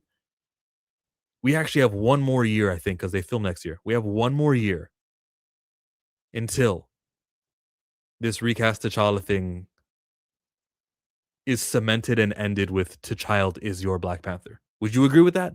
We have until they start filming for recast T'Challa, and then it's over, and then it's just boom, T'Child. Chill, I'm telling the truth. I'm sliding with the movement, big dog, but some people have already accepted T'Child as yes, arguably the most important voice. Go ahead. I think I don't know. Yeah, I said everything I said, and I'm going to continue to say that until Marvel shows me differently. But I also still think, I have ideas, I have hopes. Things that are, to me, that would logically make sense. And one is the whole Skrull invasion. We've said this many times, that T'Challa could have been a Skrull. Or even when the new universe is remade, nobody remembers what happened in the previous universe. So you could technically take a T'Challa from another universe and make him T'Challa, and nobody remembers that he even passed or whatever happened in the old universe, except I guess there's going to be maybe some, like Doctor Strange, maybe that remembers, or something like that, a few people. But the Wakandans don't have to be some of the ones that remember. So you could do stuff like that. So it's not as if, I'm not against it. I want it. I need it. I just don't. I don't think, there's so many times, so often, not so often, almost every time, when all these theories come out, they are so much better from the people that read the comics, the fans that are reading the comics, that know the material, than what we actually get on screen. So I've seen so many good ideas of how you can make T'Challa come back. I just don't believe that they are over there thinking the way that actually they have shown us through the entire the MCU, the entire inception of the Marvel Cinematic Universe. From film to film, each time before it comes out, there are so many fantastic fan theories up. I bet you they could do this, they could do this. And then each time it's like, well, damn, that wasn't, not each time. Sometimes we get some great shit, but it's still not really, what the crazy shit that fans come up with from, comic knowledge and things like that. So I don't know what they're going to do, but they could do it. It could be easy like that. Yeah, they prefer to deviate from comics because they want points for their originality. And are they really listening to fans, though? Probably not. We don't need to accept it ourselves. What we need to do is keep speaking out to garner more attention to the fact we need T'Challa proper from the long history of the character. Yes. I'll give you an example of a YouTuber, Den of Nerds of Josh. His language sentiment around the T'Child has gotten stronger anti-T'Child than it would have otherwise. For whatever reason, that's a good thing, right? Like, that's someone who's a little bit changed. He's an important voice. I'm pretty convinced they watch his streams. Oh, I am. Yeah, right. So like, that's what we do need to do. And the 51 people watching, whether you're the 33 in Planet Fanatics' chat or Chillmonger's chat, you guys are more powerful than you think. And your comments and your way to talk to these influential people who do read their comments in their live chats can influence the way that Marvel Studios executives talk about him in the office. And they'll stop you. As soon as they stop saying T'Challa Jr. in the office and they start saying Toussaint, we're making strides. And we only have a year until they start filming this movie. Or until the Russos stop editing Avengers Secret Wars and however T'Challa, quote unquote, is used. Raptor said even Aldous. Yeah, but Aldous has also been talking about T'Challa since 2015. So it was nice to hear it and see it. Yeah, he's not new on this. Now, is he somebody I would absolutely want over it? He's my number one. Yes, I would love to have him over it because I think he would go in with the same reverence and respect and putting my foot down that Chadwick went into it with. I think he would try to make Coogler understand, and maybe the studio, if they don't understand either, why it should be T'Challa and what that means. I mean, we've seen that. I thought his best answer was on that red carpet where he was, but his best answer was when he was with Carmelo Anthony, the most recent that he did. So and maybe, lay it out for them like that or however, but it'd be great.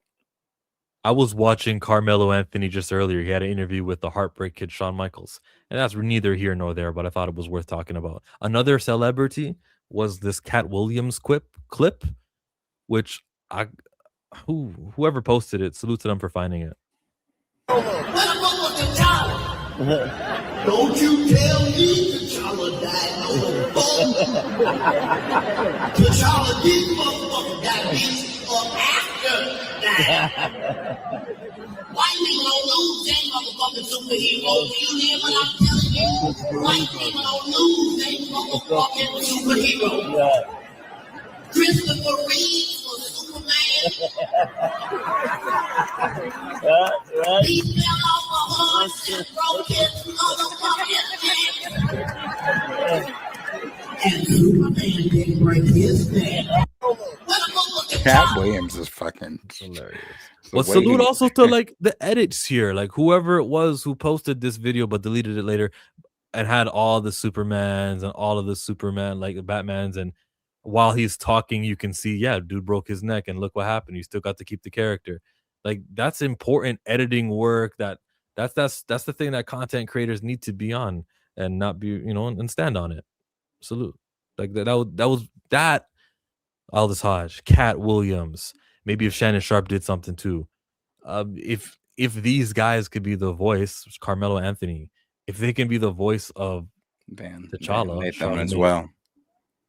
Who'd you say as well? Van Lathan has a good voice as well. Van Lathan's great. No, T'Challa is not a daily topic there, but when it was time, he spoke. Yeah. Mm-hmm. What's her name too? Jamil Hill. She has spoken on it, on why it's important for T'Challa to be T'Challa.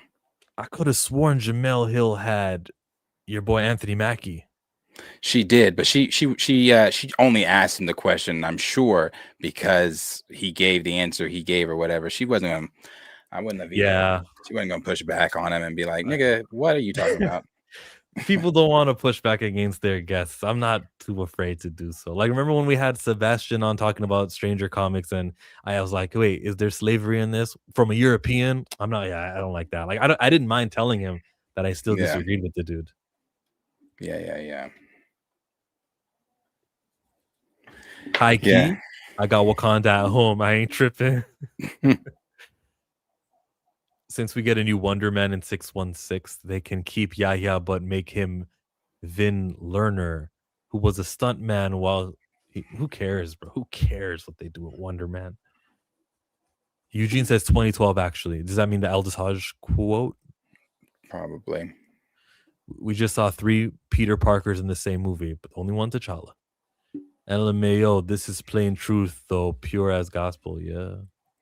And we got Kofi Abeng. First time seeing this guy's name. Hello.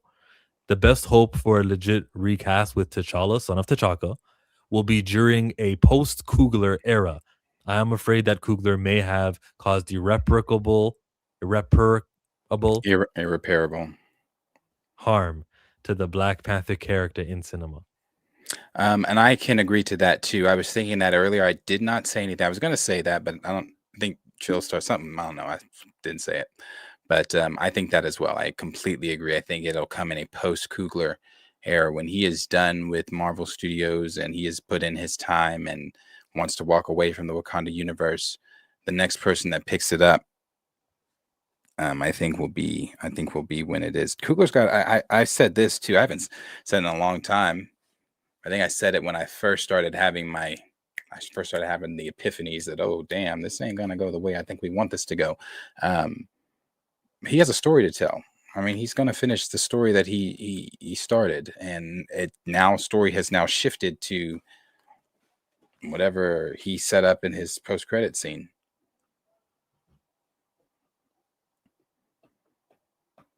So, yeah. It's really just a Coogler thing, right? Like Nate Moore's gone, right? You still got that cast. You still got that cast. Cast schmass. The movie is called Black Panther. There are so many Black Panther characters in that lore in the comics who we could do a movie about without using that cast, and they will go along with it. They will not say, "What? Oh, I'm not doing the movie then." If you're recasting, I wouldn't say they would go. They wouldn't go away with it, but I would say, just again, listening to the language that these people speak on, they are to them. Well, we don't know because we're not in there, but they are a family. Ryan, when he gave the quote in 2022, he didn't say I couldn't see somebody else walking in as T'Challa. He said we couldn't see. You got to remember, Lupita also told the recast movement to be quiet. That's coming from Nakia, the boy's mother. So, the cast could say whatever and be like, oh, yeah, sure, let's go with the recast. But I think the cast is heavily on Ryan's side and heavily think the same way that Ryan thinks. Do you remember a Denai Guerrera quote? What did she say? I don't remember one. I don't see. No, she never really said anything about it all. Not about the movement. And Lupita didn't directly, she didn't say recast T'Challa, be quiet, but she said for the ones out there saying, you could do this. I don't remember the exact quote that she gave, but where was she at? Well, she was at a stage. She was sitting on the right side. Yes, on a chair. I did a video over it. I remember it too. Damn, there's just so many. We should have. Well, we do have them actually. We have them all on YouTube. It would be nice to show like a recast T'Challa, the story, and then drop that right after the trailer. I'll get started on that. It'll never come out though. Yeah, I remember her doing that because yeah. I was like, did she really just? So yeah, that cast too. You got Letitia, you got Winston, who also said no. Mackie said it, but he's not part of the movie. Nate Moore had the quote. He is no longer a producer with them anymore. Except when we talk about Ryan Coogler's pull, I'm pretty sure he's like, let's keep Nate Moore on this project. Okay, I was going to say, isn't Nate Moore doing something with Black Panther 3? Yeah. He's still going to be executive producer, but that's his last Marvel job. Yeah, he said, hold on. You hear one more time. Kugler is friends with him, and I think I even remember reading from whoever reported it that Ryan wanted Nate Moore back, and that was before the Oscar. So this guy's got serious pull. True story, Darius, but I really think Damson and Kugler do understand the difference between the mere function of the characters Marvel created and what Ryan created. T'Challa will never be T'Challa. He does get it. You're right. Kugler gets it. That's why he's allowed to use T'Challa. He's allowing himself because of the differentiation there is between Chadwick Boseman's character T'Challa and this new guy. So he gets it, and that's the problem. Oh, I love this. I love this. Darius, at one time did we bring up the Shuri, the woman-hating stuff? This Kevin Davis guy is trying to steer the conversation into Shuri and females. So he says, Letitia Wright Shuri is the Black Panther until Ryan Coogler confirms a recast T'Challa. Those rumors are false. So he wants us to talk about the woman. He wants us to be the misogynist conversation. And that's just not the route that we're at. I hope Kevin Davis, whoever you really are, I hope you and everyone who's like pro Shuri, Letitia Wright, this, and that, revolt because they're going to make T'Challa Black Panther and you guys don't pay to see the movie. I hope that's what happens. We're way past Shuri. We're at the port where T'Challa is going to be replaced by the bastard. I don't even talk about Shuri anymore. Shuri was never the enemy of Go ahead. No, I don't ever talk about Shuri. I think Shuri, and when I say this, is not being misogynistic. She's irrelevant because the MCU has made her irrelevant. Like, they don't talk about her. The fans that were championing her during and calling all of us misogynistic during the days up to Wakanda Forever don't even talk about her anymore. Except for you, Kevin Davis, no one was talking about it here either. Back to conversations that matter, which is about the T'Challa. Culture says, I will put some recast T'Challa journey clips together, but I'm gonna put them on my channel. Chill. You better not copyright me. No, I'm gonna take from your channel. And you're gonna be my first YouTube beef. Xavier says, no, Dan the Man. Sorry, he said, I'm sorry, I saw this up there because this is above that one. Let me just go to this. He said, whoa, Winston Duke was one of the ones that mentioned. No, brother. He might have said that at one point in time, but Winston Duke also, the title of this, and you can pull this up, is Winston Duke stands by the decision not to recast T'Challa in Black Panther Wakanda Forever, where he goes on to say,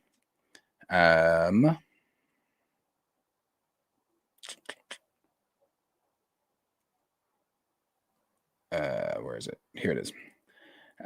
Duke, who plays M'Baku in the Black Panther, notes that when fans demand a new actor in the role of Boseman, and the role Boseman brought to life, they center their own need for a character when none of this would be possible if people who brought this to life didn't participate from behind the scenes to the front of it. So I don't think the cast is on the same side that we're on. I've not seen. I've been covering this since 2020, and I've not seen one where the cast has been like recast. Duke seems frustrated. This is from Esquire, yeah. The decision not to hire another actor to play T'Challa was made with respect for Boseman and in a time of grief instead of acknowledging that he says, they center their own need for a character when none of this would be possible if the people who brought this to life didn't participate from behind the scenes to in front of it. Yeah, like I said, I've not seen a quote where the cast has been gun ho for a recast, but Denai Guerrero doesn't have a quote that I've that's seen. true. She doesn't. She's the one inside saying, nah, bro, it's important. Maybe. Who knows? I'm not saying that's for sure. That literally is the word maybe. I don't know. I've not seen one from Denai. I've not seen anything from Angela either. I don't believe Angela was pro it because I get that from the quote she gave with the killing of her character.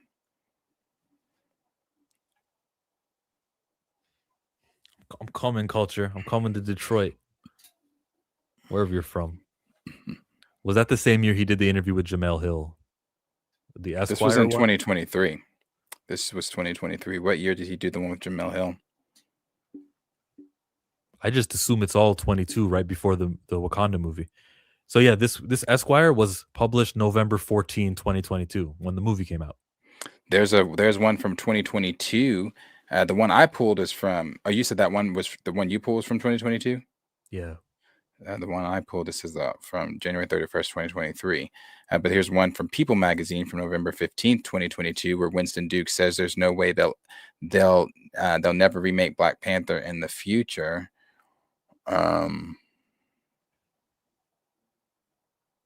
He said there's no way they'll never remake Black Panther in the future. Duke said there's no way that the saga and inspiration of T'Challa, King of Wakanda, will end. So what we could be saying there, they'll remake it I don't remember who said it in the chat earlier. Post Coogler, you guys will you'll get him. Post us. Once we're done bringing Ryan's story to life.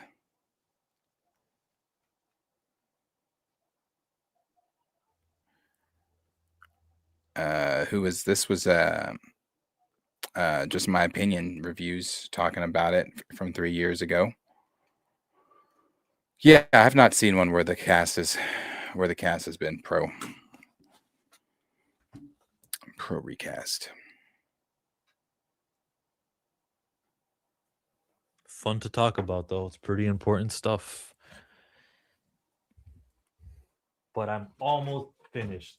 I'm almost done with this T'Challa stuff. It's gone on for 5 years. When did he die? 2020 in August. So it'll be almost 6 complete years pretty soon. And while I wasn't rah recast right away, I actually thought it would be insensitive if I made a video because somebody just died and I'm already talking about the character. So I think I did my video in November. He died in August. And I'm like, of course they're going to recast. Why would you guys say such a crazy thing? You're all emotional. Apparently I was talking to Ryan Coogler. Apparently I was talking to him because in December, Kevin Feige says, we will not recast the character. But in honor, we are going to continue the story. So since then to now, 6 years, we're almost at the end because I will stop caring about this as soon as that trailer for Black Panther 3 comes out, or as soon as they just confirm, no, Toussaint is going to be the guy. As soon as that confirmation comes, I really will not be talking about this thing. I'll try not to. I'll try to just avoid it. Won't give no press to it. Maybe by that time, Static will get his movie. That'll be the news. Maybe Children, Blood and Bone will be so successful there'll be a sequel. There's other things to talk about. I'm kind of done with it now. We barely bring it up until some news item like this. We could do recast every day, like we told you guys. We don't. We choose not to. Not that it's not important, but we're more than just that. We're the Star Wars channel. We're the guys who you can talk to about Disney Pixar and why one movie makes more than the other. You saw a full spectrum of what we're about here. And I like talking wrestling with Marcus every now and again. I love me some comic books. I like having those conversations. I am not the recast guy. I don't need recast. I don't need Black Panther 3. I don't need Ryan Coogler. I don't need Nate Moore, Winston Duke, Letitia Wright, or Lupita Nyong'o. They can say what they want to say. They want to dig a hole. I just hope it makes no money. Check what I sent in the DM. Oh, the Oscar winner, Ryan Coogler.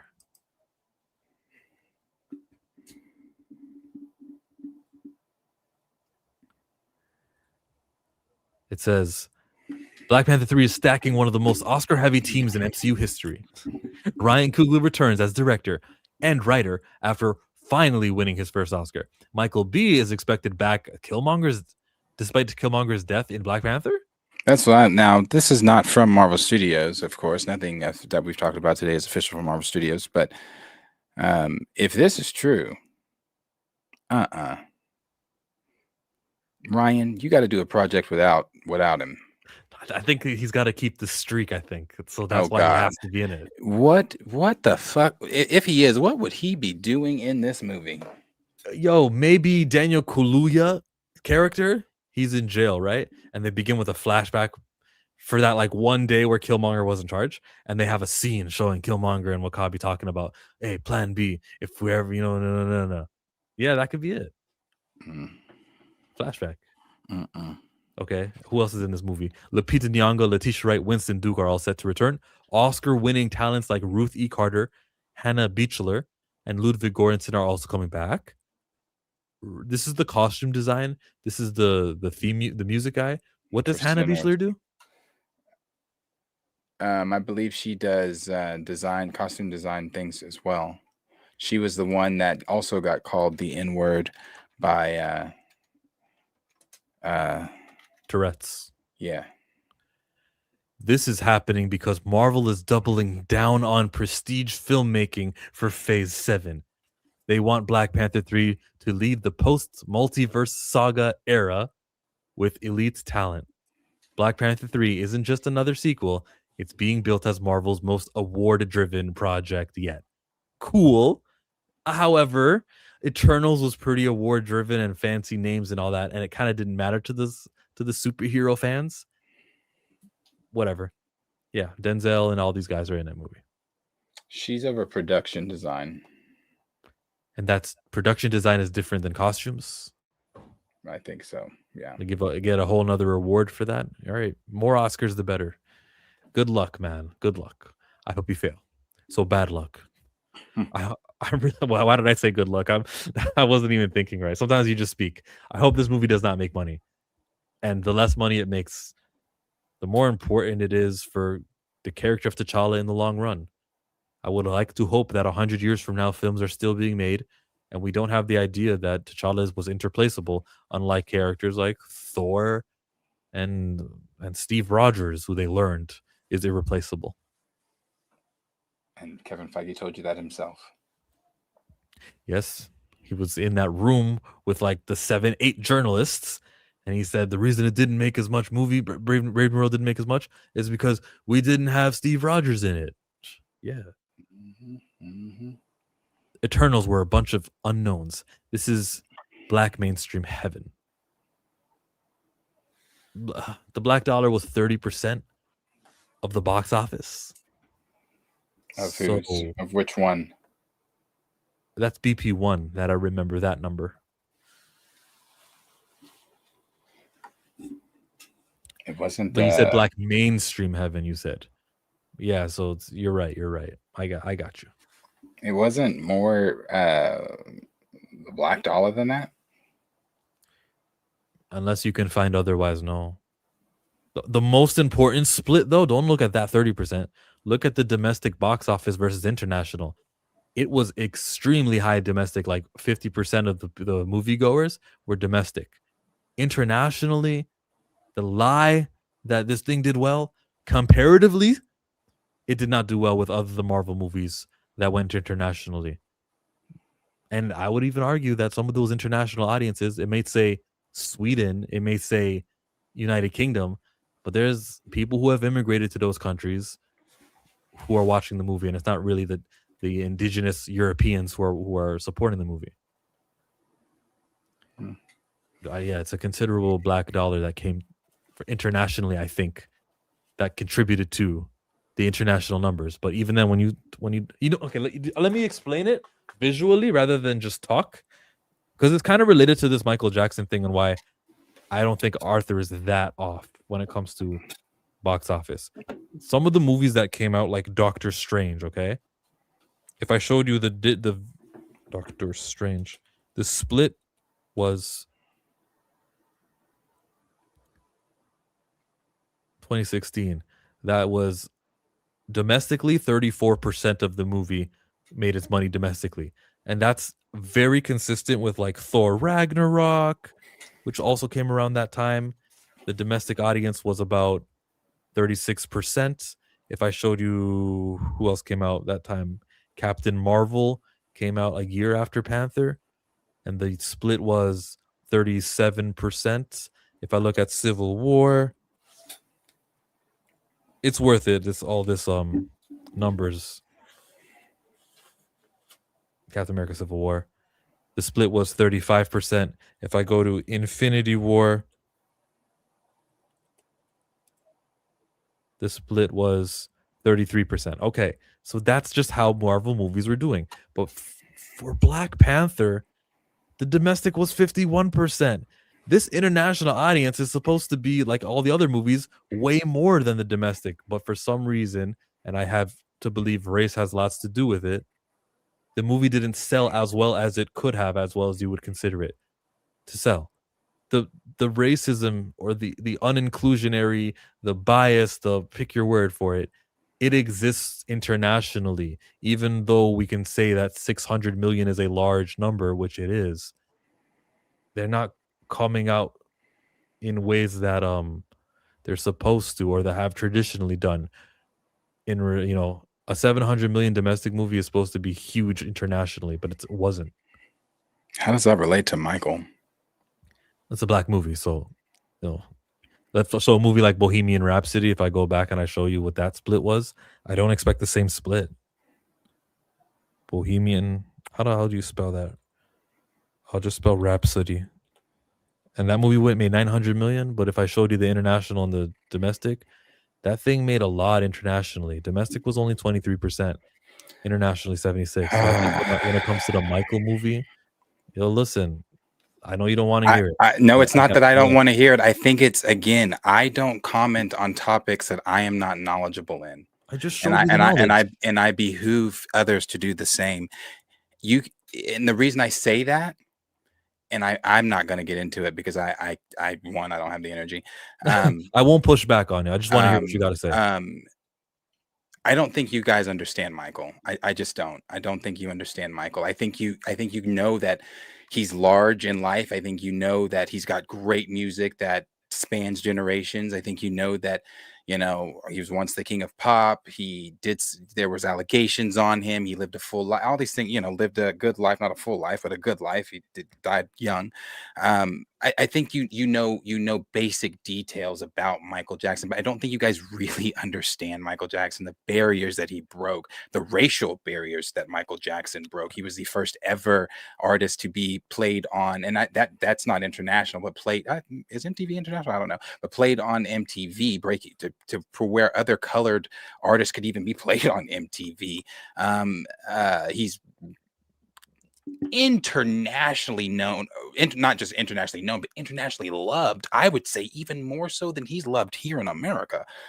So I mean, it's fine. You guys can have the projections you think, and I think that when we talk about Mike, I just don't think those things apply to Michael Jackson, because Michael Jackson, even in death, is breaking records still. But hey, you know the Mike and I know the Mike that I know. I understand what you said, and I even accept your words, what you said, how big Michael is. It'd be unprecedented for this movie to do well internationally. And you're saying, yes, it hasn't been done before, but Michael's the guy to do that. Okay. That's not unrealistic either. Like, I don't know. I don't have Bohemian Rhapsody is not the same as Michael. It's not the same. But it is something I can use to compare. It's the closest I have. And I will not count out racism. I will not what did Blue say? They definitely don't understand MJ the King of Pop. I do understand MJ the King of Pop. I also understand movie goers patterns, and that's all I was looking at. But even if it's a moviegoer pattern, that's man. I hope you're right. It's just going here though. That's what we're just not getting about Michael. This is not just.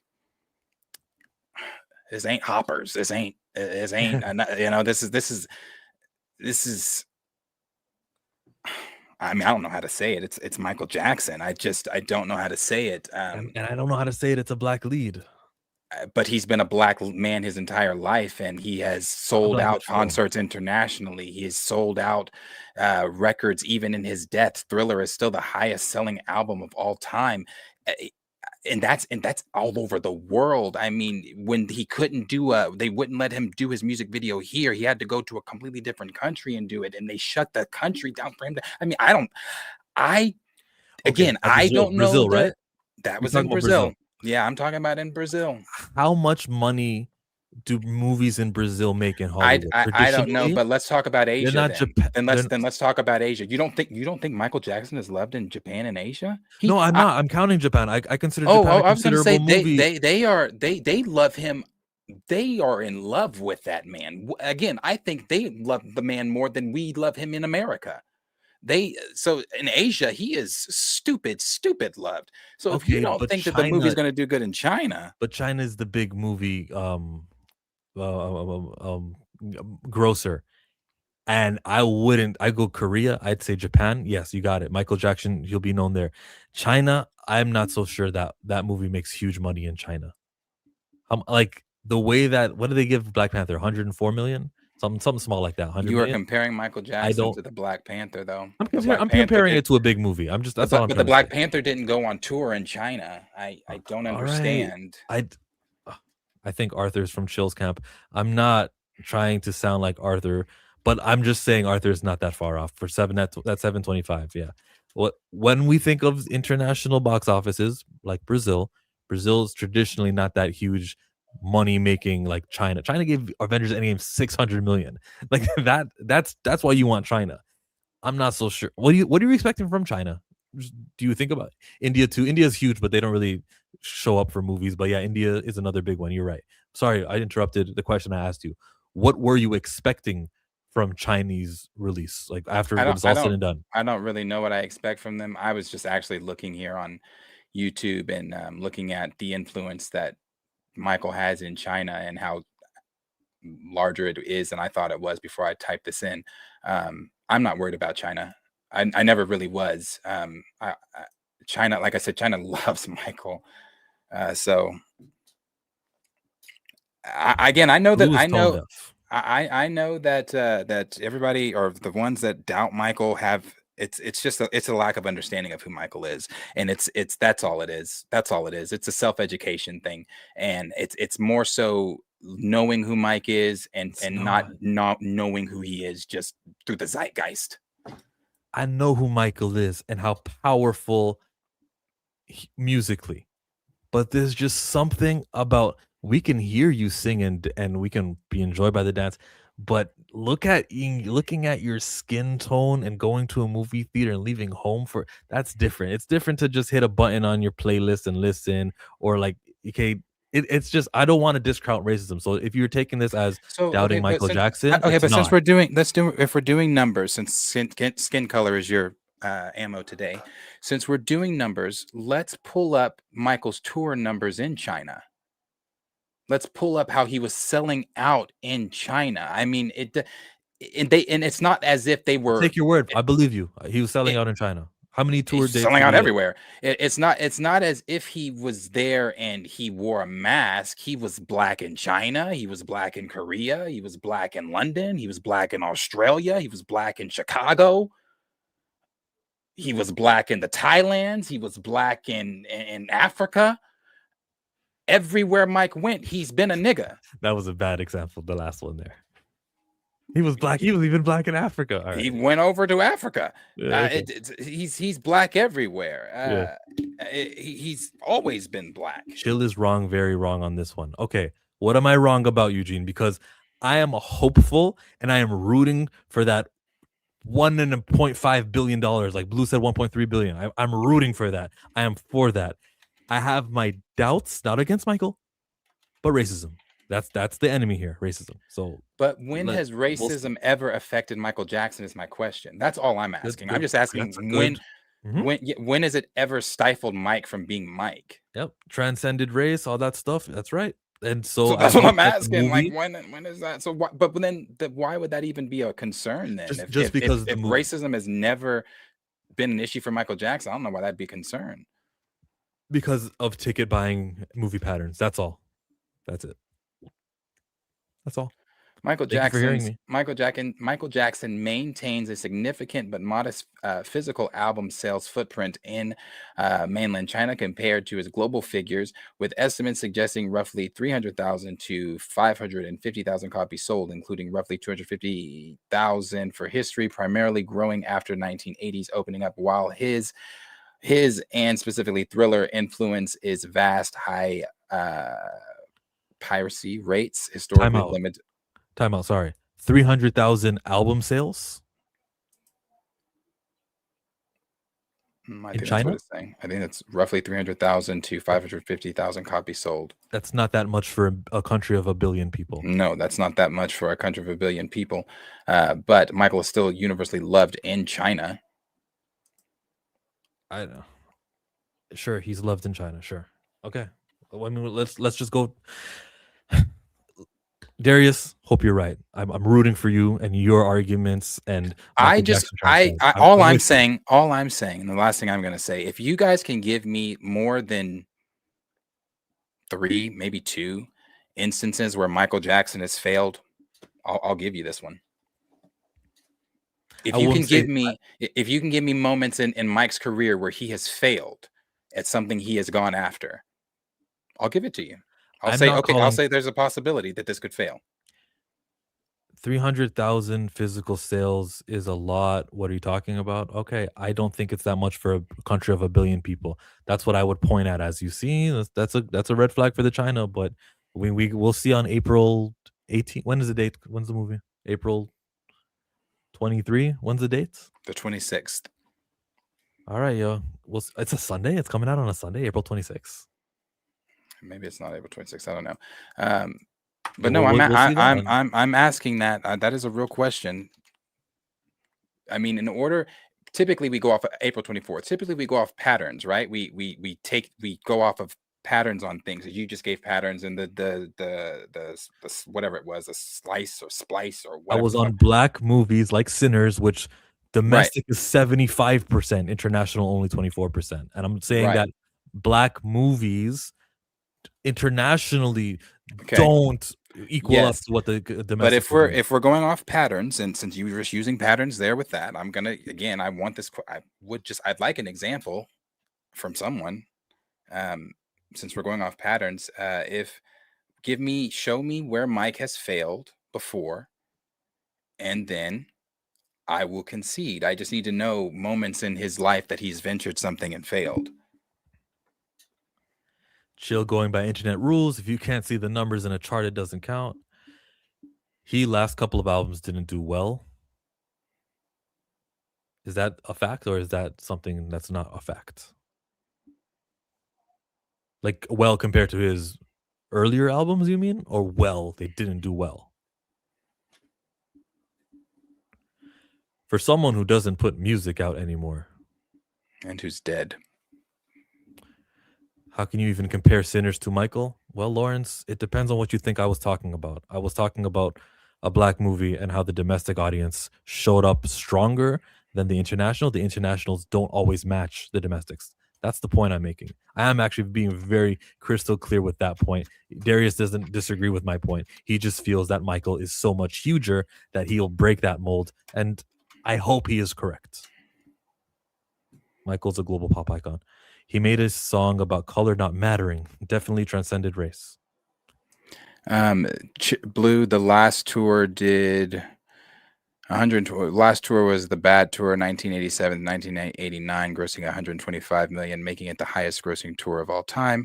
Later tours included the Dangerous World Tour, 1992, 1993, the History World Tour, 1996, 1997, continued to generate over 100 to 165 million, with the History Tour noted for the History production cost over 135 million. And that's a world tour, by the way. Is that a world tour or your girl tour? Yeah, so I just when we speak on Michael Jackson, he just has a history of winning. There's a quote from Wolf of Wall Street that says, "I never talk to anyone about my losers because I have so few." Michael doesn't. He's not in a losers category. Whenever you talk about anything with Michael, it's always a win. Even the allegations, it was a win. Michael doesn't lose. He just doesn't lose. I've not seen an instance where he's lost, at least in death and life. I'm rooting for that opening weekend of 150 domestically. I'm hoping for the huge second weekend return. I'm hoping for the international audience to show up too. And getting a sequel for it. We may still even get a sequel, even if this movie does my low end is 600 million. Even if this thing does 600 million, I think they'll still do the sequel. He said the Clippers. It's all lies. No. No, stop it. So Chill can wipe the egg off his face. Okay, for the millionth time, guys. I'm not hating on the movie. I'm not telling you it's not going to do well. I'm telling you there's a history of black movies internationally. I'm not rooting for Michael downfall. I am very open to how this guy who has music success internationally may translate to box office. I'm not rooting against him. I'm just aware of international movie going patterns. Got it? Got it. When is it? The 24th? What is that? 2 weeks? 2 weeks? 2 weeks. Next when Friday. they do the box office predictions, like next. the more closer ones, when they do it next week, probably we'll talk about that and we'll see where it checks out. We shall see. We shall see. 2 weeks away. 2 weeks away. 2 weeks away. We shall see.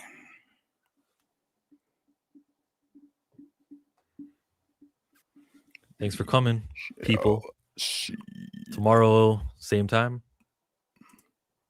Let me see. Yes, same time here tomorrow. Bring someone. Tell people.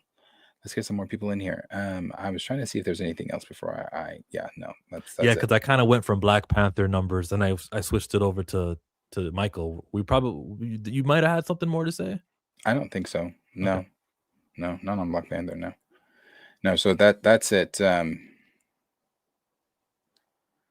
Yeah, that's it. So we're back tomorrow. Same time, same place, same chillmonger face, and you With guys, no egg on it. Lauren said I have egg on my face. You guys bring a friend, tell a friend to tell a friend, and we will see you guys in the very next one. Peace out. Thank you for being a friend. Oh, yeah. Travel down the road and back again. Hey, so we started from the bottom, now we're here, girl. Oh, yeah. This is my part right here. Ooh,